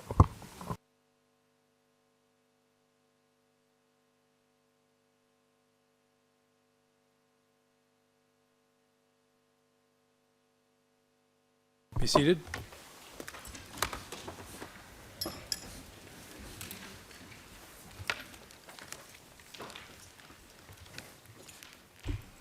Madam Usher, please bring the witness in.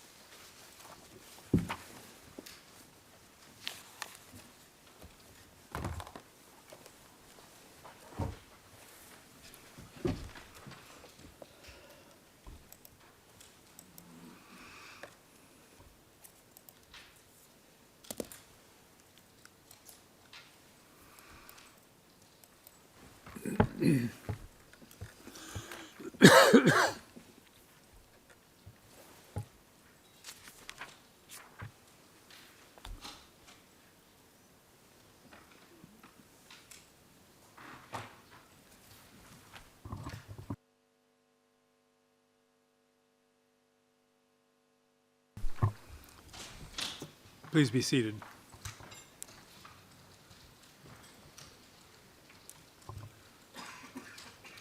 All right, Mr. Russell. As I said, Judge Metro on my right, your left, will now have some questions for you. Yes, Your Honor. Thank you, Judge Smith, and good morning, Mr. Russell. I'd like to ask you about something you told the prosecutor last week during your preparation session, in which you briefly touched upon yesterday with the prosecutor. And for the record, it's preparation note number 2, ERN 122336 to 122342. And I will ask the registry to please go to page 122339 and to focus on paragraph 27.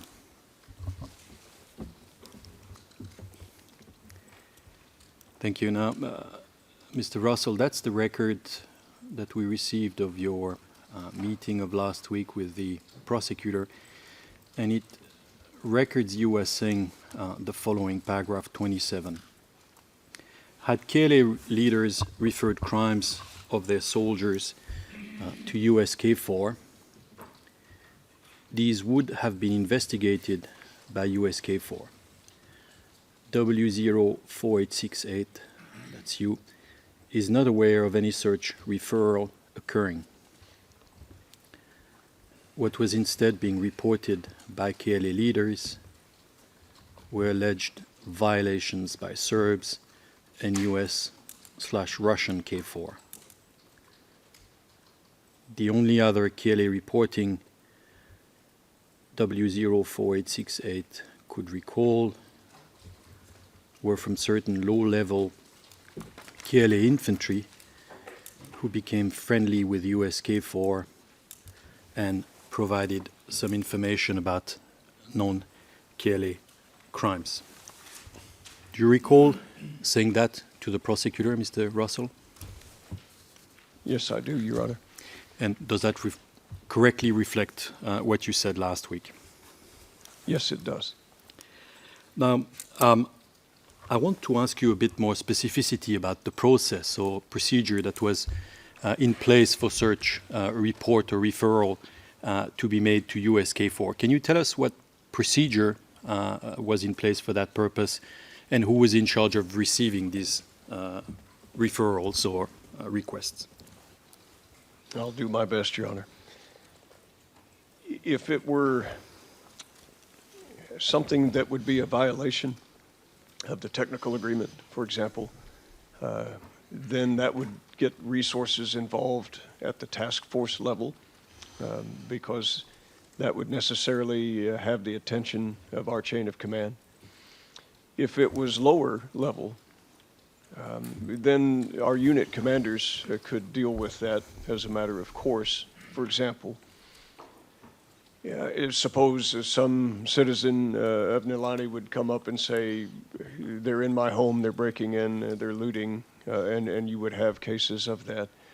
Then maybe an infantry soldier from our B company who was in the city, his chain of command, they would deal with that, they would handle that, they would implement whatever they would need to do to adjudicate that. Typically, early on, it might be to find an MP. But if it was something that was violation of or just make it stop, seize the goods, whatever. But if it were a violation of the agreements, then that would come to our level, and then we would take it at a greater depth.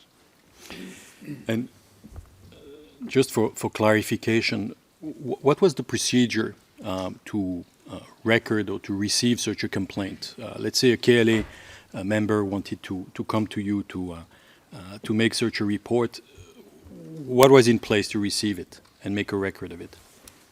They had access to us through direct liaison. We had, there was an element in the city of Nilani that we allowed.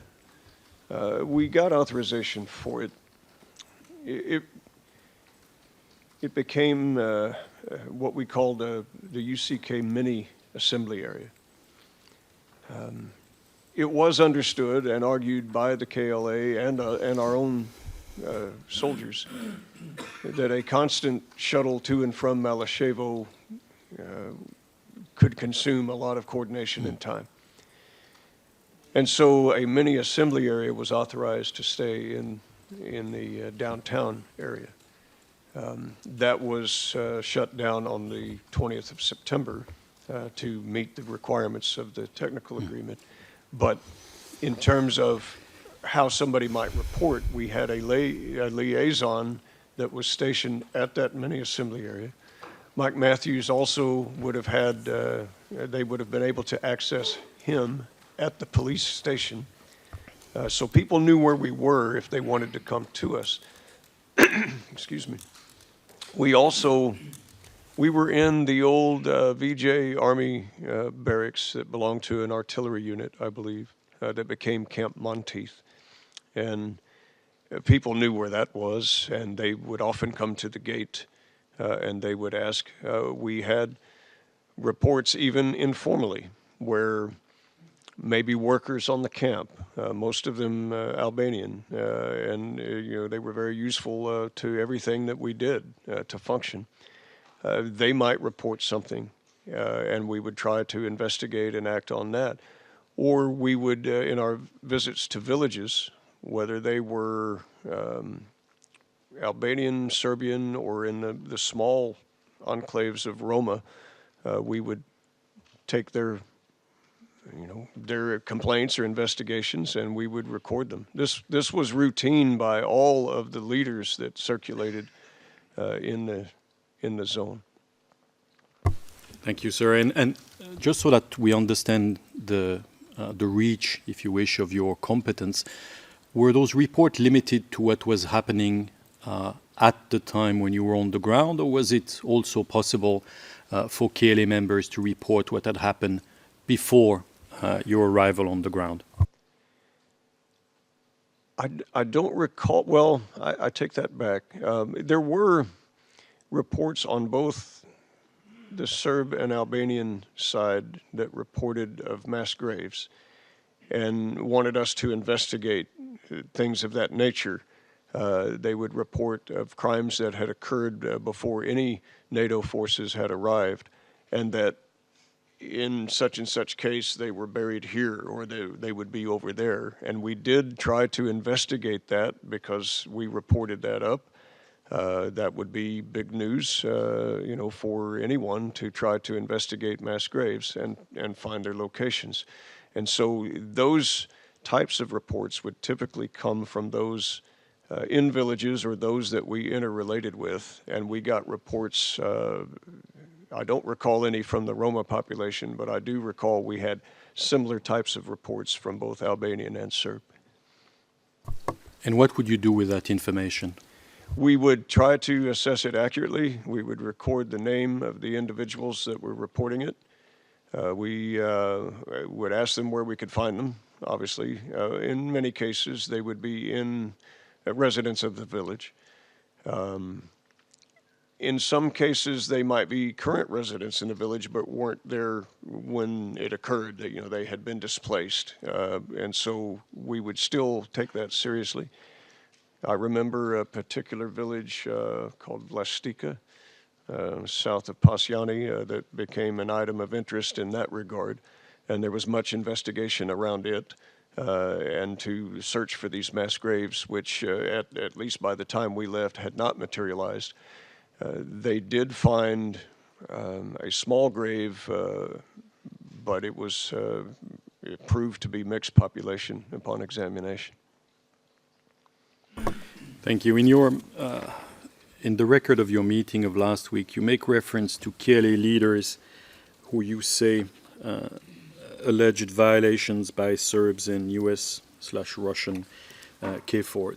Do you have any recollection of the names of any of these KLA leaders you refer to here? I don't recall the names. I do recall the complaints, Your Honor.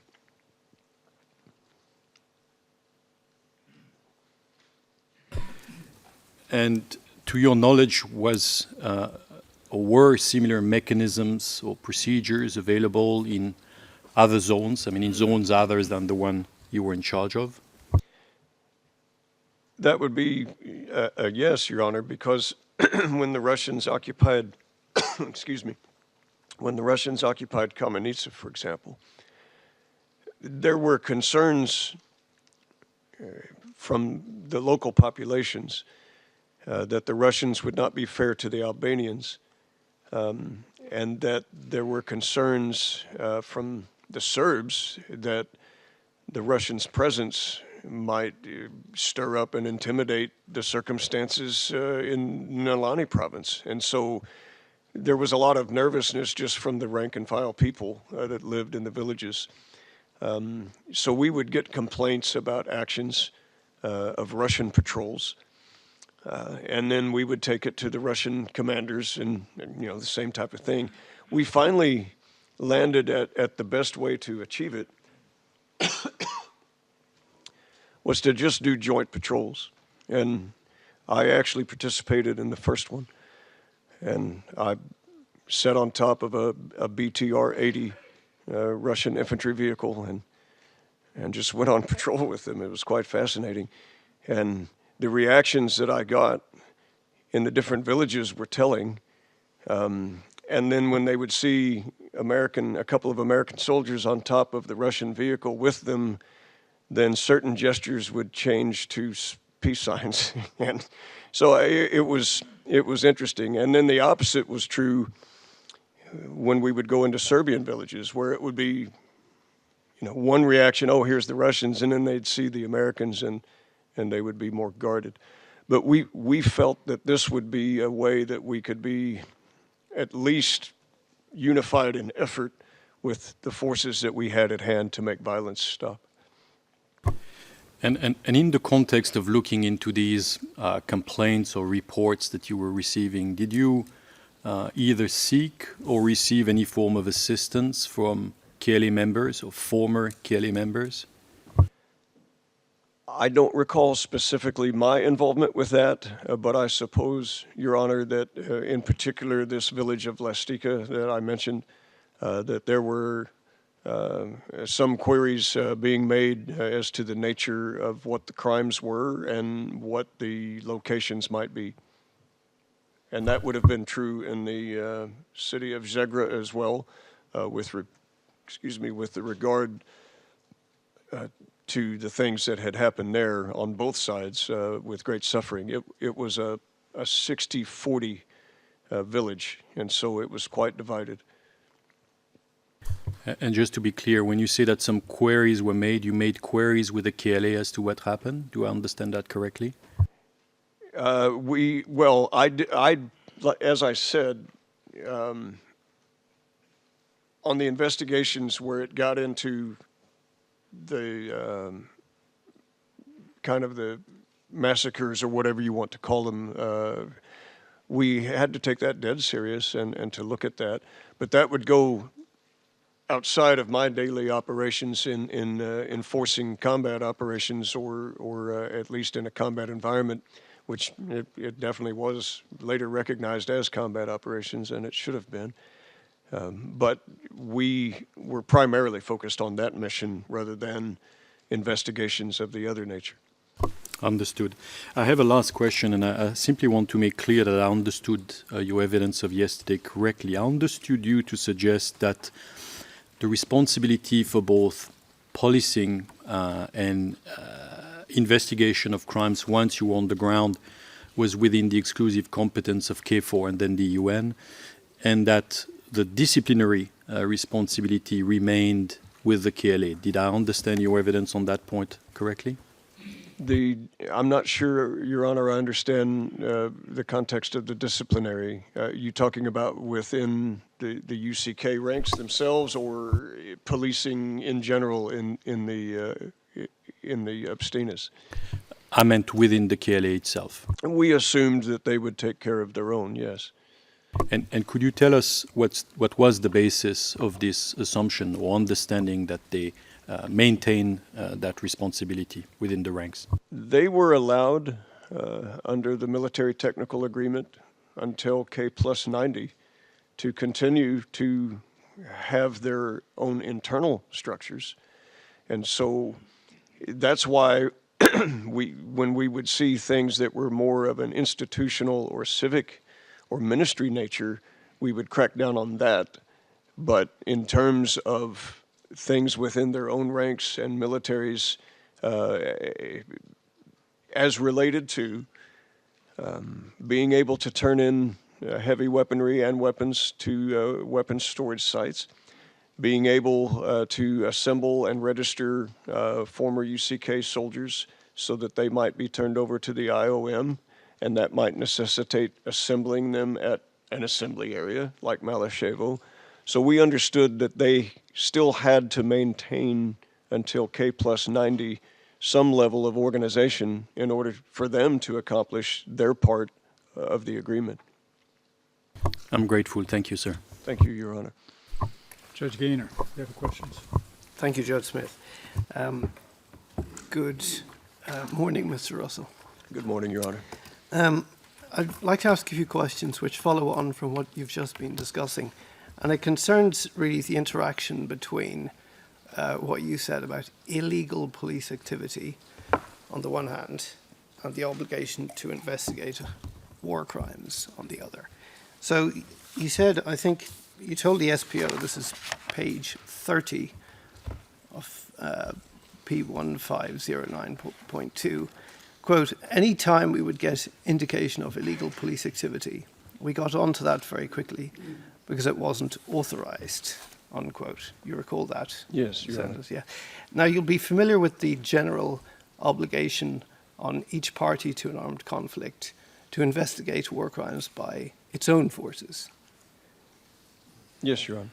Now, would you say that the creation of KFOR and UN Security Council Resolution 1244, would you say that that released either the Serb side, the government of Serbia on the one hand, or the KLA on the other, from the obligation to investigate war crimes by their own armed forces?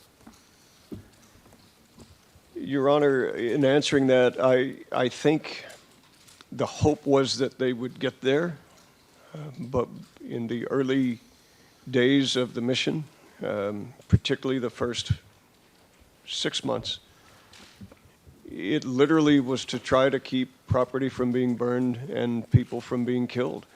And so you had hope that there would be some of that institutional structure that would formulate. We certainly thought that there should be accounting on both sides, and even third party, such as populations like the Roma, who had no advocate. But in terms of responsibility, I don't think we ever viewed that they shouldn't step up to that responsibility.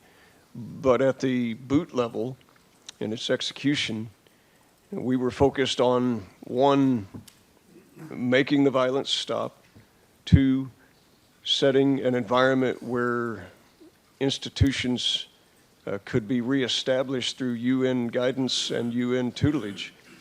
And then from there, the hope would be the institutions would become more strengthened. And then you would envision a day where NATO forces could even no longer be necessary. Mm-hmm. And as a matter of fact, did you ever encounter a situation where a representative of the KLA indicated a wish to investigate crimes by their own armed forces, and you told them, no, you're not allowed to investigate crimes by your own armed forces? No, Your Honor, that would not have been my response.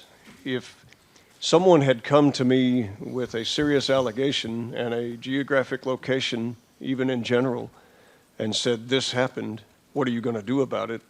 That certainly would have gotten some attention. Thank you. I'd like to move to a separate issue, and it concerns a sentence in the historical review which caught my eye. We can bring that up at P1518, and if we can go to page 105934. And here you describe an incident, and I'm not so much concerned about the incident as I am in your experience as a commanding officer. I think you told us earlier today that you've commanded large numbers of soldiers in combat environments. That's correct, Your Honor. Now, in the paragraph, which is number 7 in the middle, it says, B.G. Peterson was concerned about danger to U.S. troops in villages and outposts. He ordered all task forces to think about how to conduct operations solely from camps Bonsteel and Monteith. Subordinate commanders unanimously opposed the proposal. And then the paragraph goes on into some detail. Now, I'm not very interested in this incident. I'm interested in the part which says subordinate commanders unanimously opposed the proposal. And my question to you is this. Over the course of your experience, is it fairly standard procedure for a commander to seek out the views of subordinate commanders on a particular proposal? I can speak for the American Army. Yes. You certainly value the experience and the things that people are seeing firsthand and on the ground. Many times these are human missions rather than combat missions. And if you are more circulating with the people, whether it's Iraq, Afghanistan, or Kosovo, Kuwait, wherever, and I've been to all of those places, if you begin to view everything outside the gate as them, it has a dehumanizing effect. And so if you are embedded in the villages with them, then you have an understanding of what it is they're going through. And would it be fairly standard practice for subordinate commanders sometimes to unanimously oppose a proposal which you have put to them or which they've received from a commanding officer? Not only does it happen, it often will advise and change the decision of the commander. Now, that said, Your Honor, if the commander is adamant that, sorry, that's the order, go do it, then that's what we go do. And it's our tradition that not only do we go do it, but we go do it as if the order were our own, and we execute it properly. And on the basis of your experience, would you say that a situation where subordinate commanders unanimously oppose a particular proposal, would you say that that negatively affects the integrity of the command structure in any way? I would not say that, Your Honor. In our culture, we're constantly, I mean, everybody gets a vote. What do you want for dinner? Oh, I want this, that, or the other. I mean, every decision oftentimes is invited to have interaction culturally. And so I think it's part of that. And then oftentimes commanders, they recognize that in a tough decision, you want your subordinate commanders to have buy-in. And if they've had a chance to discuss and articulate concerns, then they at least feel like their voice has been heard, and that helps on execution. Mm. So it's, in fact, good practice, in your experience, for the high levels of command to seek out the views of the subordinate commanders. In my decades of military service, I never knew any other way of operation. It was encouraged for people to speak up. Those are my questions. Thank you very much. Thank you, Your Honor. Thank you.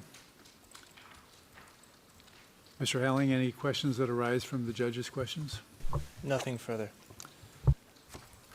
Ms. Stefacoli? Yes, please. When questioned earlier by Mr. Tully about the Ministry of Public... No, this is a question about the judge's questions. Yeah, sorry, this is in relation to Judge Gaynor's questions. Sorry, about the obligation, I think it's being implied, of the KLA to investigate itself. In relation to Mr. Tully's questions that sits behind me, you were showing those cards. I think, is it the Ministry of Public Order? And you didn't recognise that as a valid ministry, did you? It was our understanding, ma'am, that it was associated with the UCK in a ministerial rather than a military function.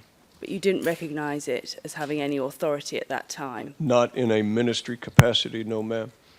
And when you referred to Hashim Thaçi's speech in the historical review, you referred to Hashim Thaçi then as the self-proclaimed Kosovan president.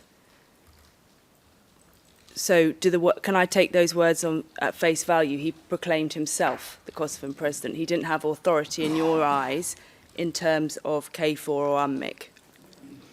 I think it would be better understood, ma'am, in the context that they were entering the political process, and that there were parties that were endeavoring to lead Kosovo in a new direction, of which he was a participant. And so the statement should be understood in that context. It had not been decided yet who that new leader would be. Exactly, it hadn't been decided yet. So the authority on the ground at that time was KFOR. It was you, wasn't it? Not these fledgling or self-proclaimed ministries and so on. You had the authority, didn't you? We had the ultimate authority, yes. And under the UN mandate, I mean, they had the civil authority, we had the military authority. so if at that time these black shirts had set up parallel structures to investigate, would that have been usurping your authority? That would have been a violation of the military technical agreement. In fact, ma'am, we were even ordered to seize the identification cards, to record the policing efforts, to eliminate it. It became a hot topic in United Nations meetings and others that the policing needed to stop. So in fact, at that time, there wasn't a KLA police that would have been able to investigate that. That would have perhaps been a future point, and in your words, hopefully they would step up into that responsibility in the future. Is that correct? we were informed that UNMIC was doing recruiting and that that process would take some days. And you had all parties, and even Serbs, that were trying to evaluate how they could enter the recruitment process and be a part of this new police force. Thank you. So, in fact, at that time, the KLA couldn't have done it. It could have done it potentially at a future date, but not at that time, pending recruitment, etc. Done what, ma'am? Investigate itself, because it was supposed to be shutting down, wasn't it? No, internally, military matters, they had that authority. And as I stated to the panel of judges, that on military matters, they could and should investigate themselves. But when it came to outside efforts, violence, when it came to village incidents, crimes, whatever, that was a different matter. So the attacks, the purported attacks on civilians, is that what you're saying? Those crimes that you witnessed, that was something they couldn't investigate themselves? Is that the difference? I'm just trying to understand the differentiation that you're making. I suppose that they could have and should have investigated whether or not any of their elements were participating in that, and they should have, because they were. But in terms of should the KLA step up and try to come in and assist UNMIC or military policing authorities, other than providing, yes, I was a witness or I was there or something of that, but wearing black shirts and going around with investigative powers, that was a clear violation of the United Nations mandate, as I've stated many times. Ms. O'Reilly, any questions? No, I have no further questions, Your Honor. And none from me, Your Honor. Thank you. Thank you, Your Honor. Mr. Russell, your testimony is completed. I'm sure you're glad to know that.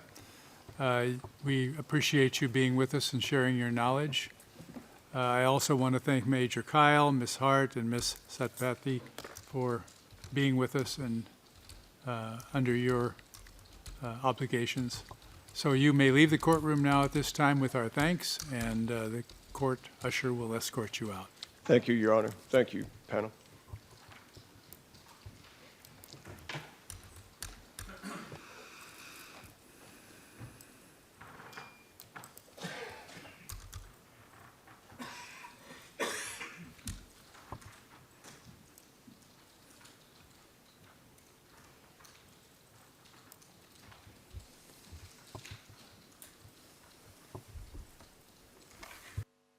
We'll step aside for 10 minutes so the new team can come in.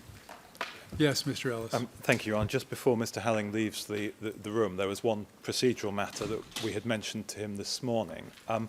We're due to file, I think, on Friday, a response to the remaining Rule 154 witnesses. It's a consolidated response to filings 2450, 2460, and 2465. Concerning 16 witnesses, and I simply seek an extension of the word limit to respond to that. We had discussed with Mr. Halling, and he did not oppose, but left it to Your Honours, an extension of 4,000 words to 10,000, given that it's responding to 3 filings and 16 witnesses.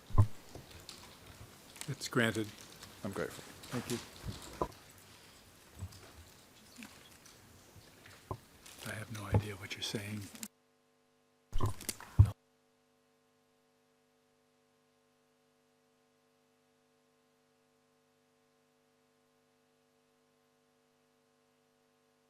Told you need 15 minutes, not 10 minutes, so we will step aside for 15 minutes. We're adjourned. All rise.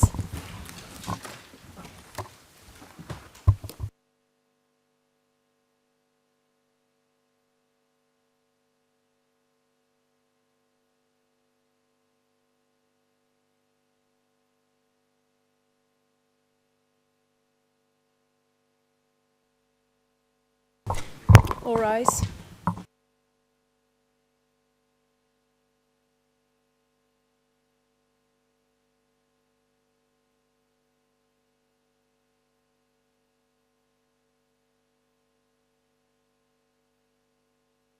Be seated.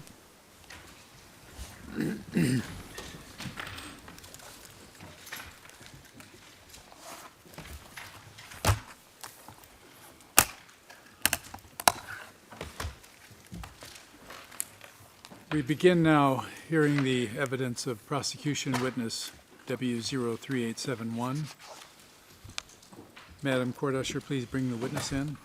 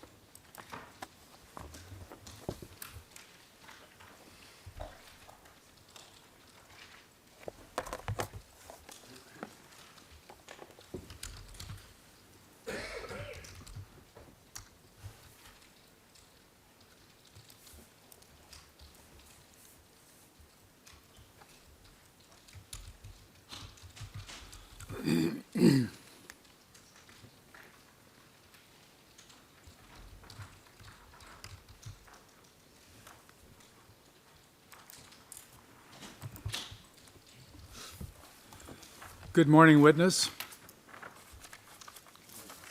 Good morning. Yes, I can. Can you hear me all right? Yes. Translation. Yes. I can hear you.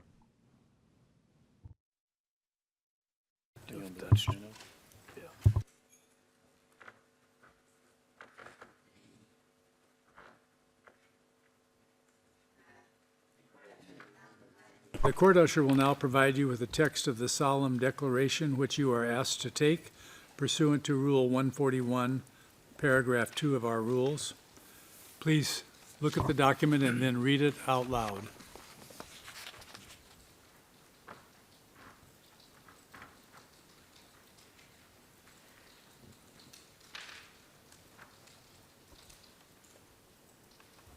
Read it aloud.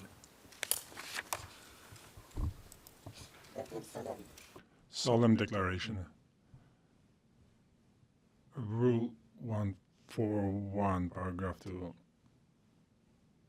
Conscious of the significance of my testimony and my legal responsibility, I solemnly declare that I will tell the truth, the whole truth and nothing but the truth, and that I shall not withhold anything which has come to my knowledge. Witness, you can be seated now.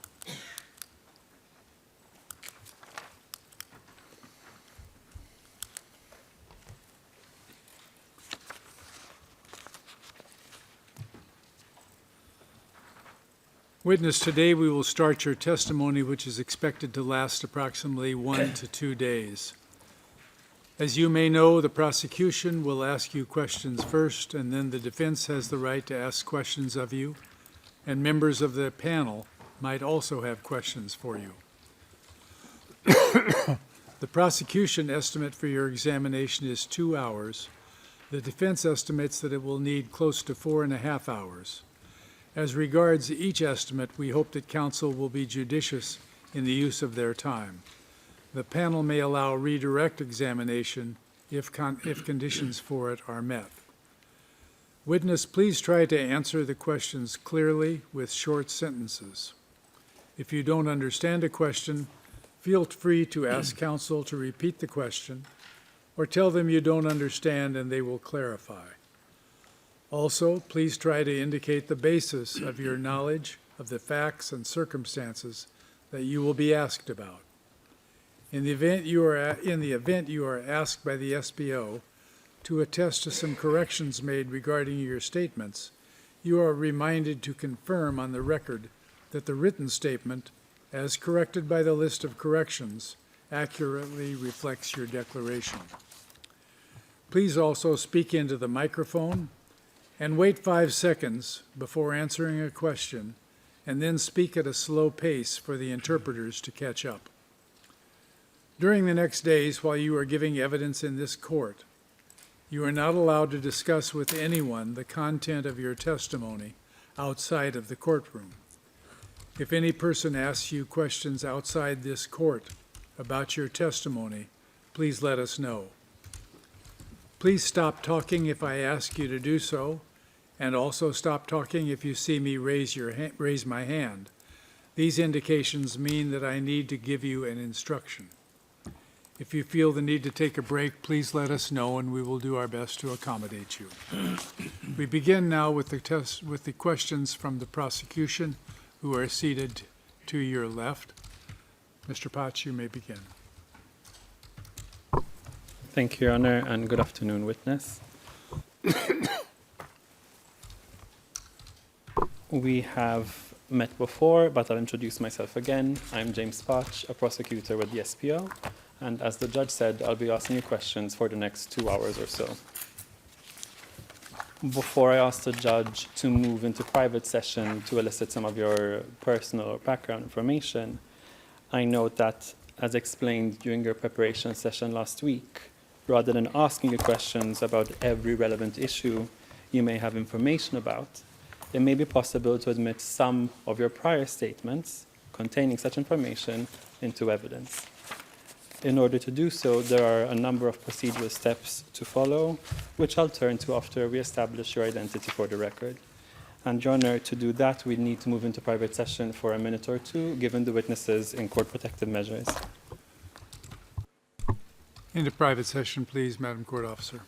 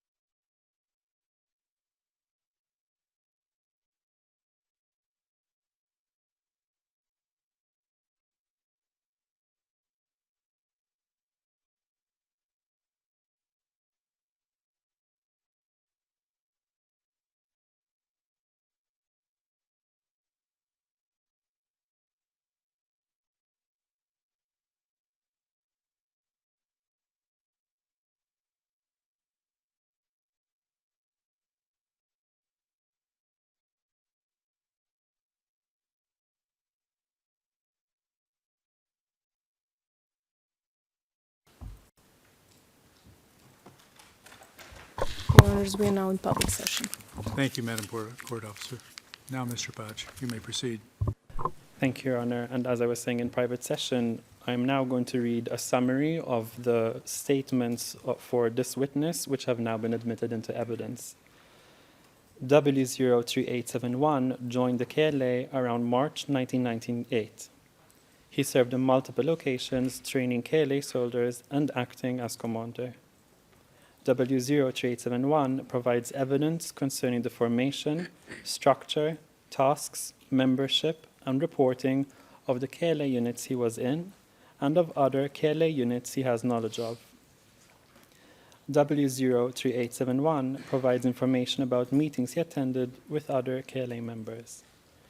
W03871 also provides information about the detention of a person by KLA members. This person was accused of being a spy during his detention.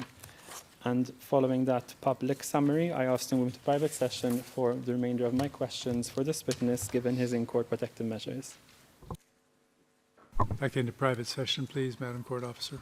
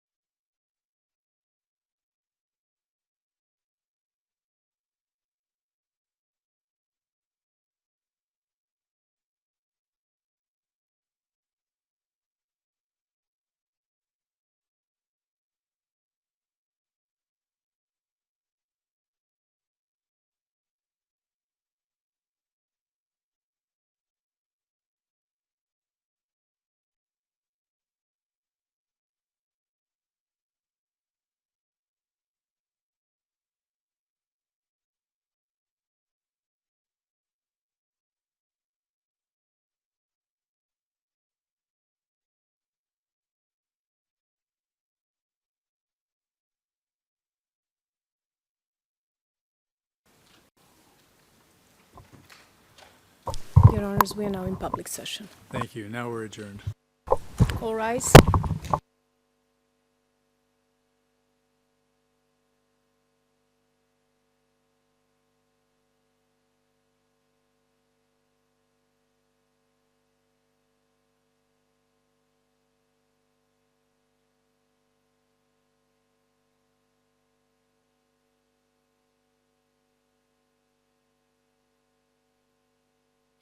All rise.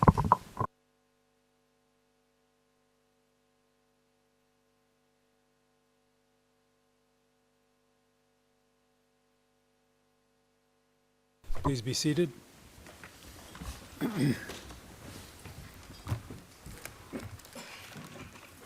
Madam Usher, you may bring the witness in.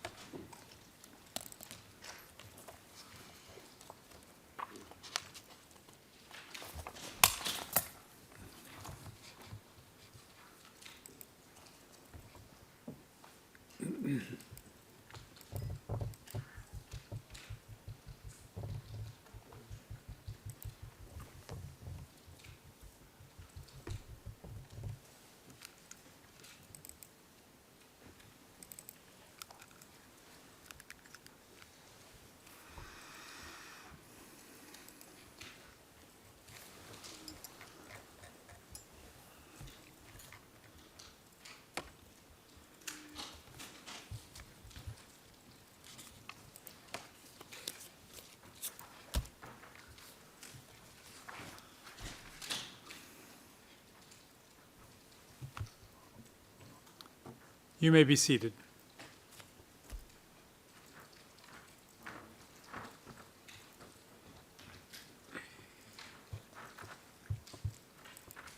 Witness, we will continue now with the questions from the SPO. Go ahead, Mr. Pach. Thank you, Your Honor. And if we could move back into private session in view of the witnesses in court protective measures, please. Into private session, please.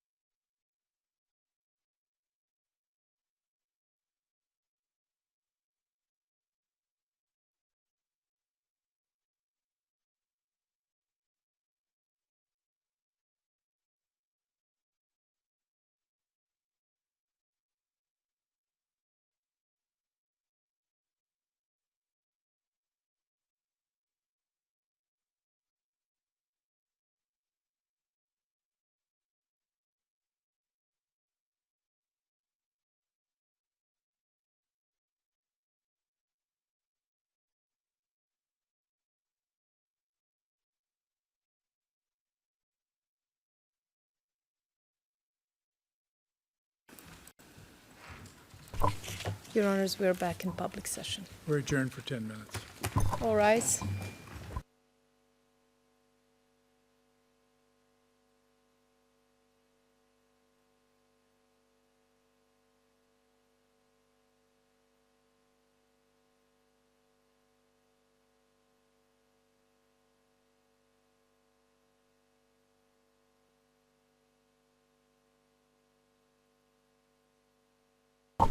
All rise.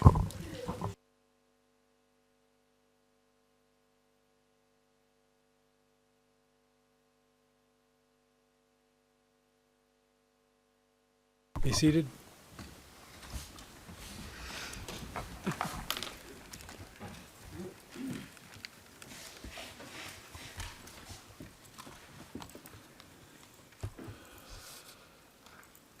As to MFI P01547, it has the same minimal relevance, but there is enough identification to meet the prima facie standards of Rule 138. It will be admitted.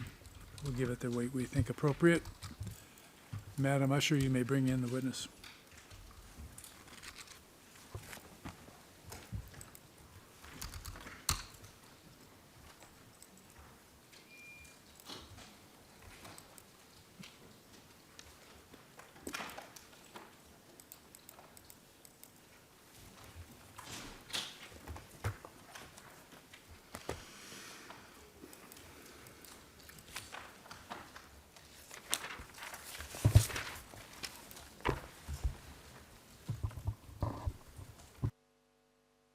Regular order for questioning. Do you want to begin first? Yes, Mr. President.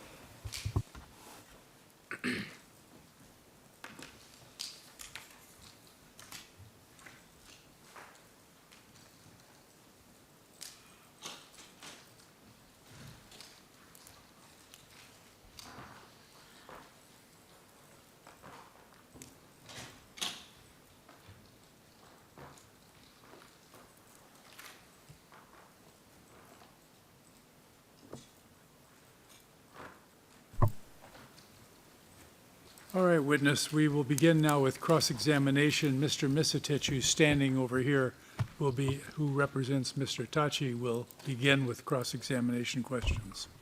Please give him your attention. Thank you, Mr. President. Good afternoon, witness.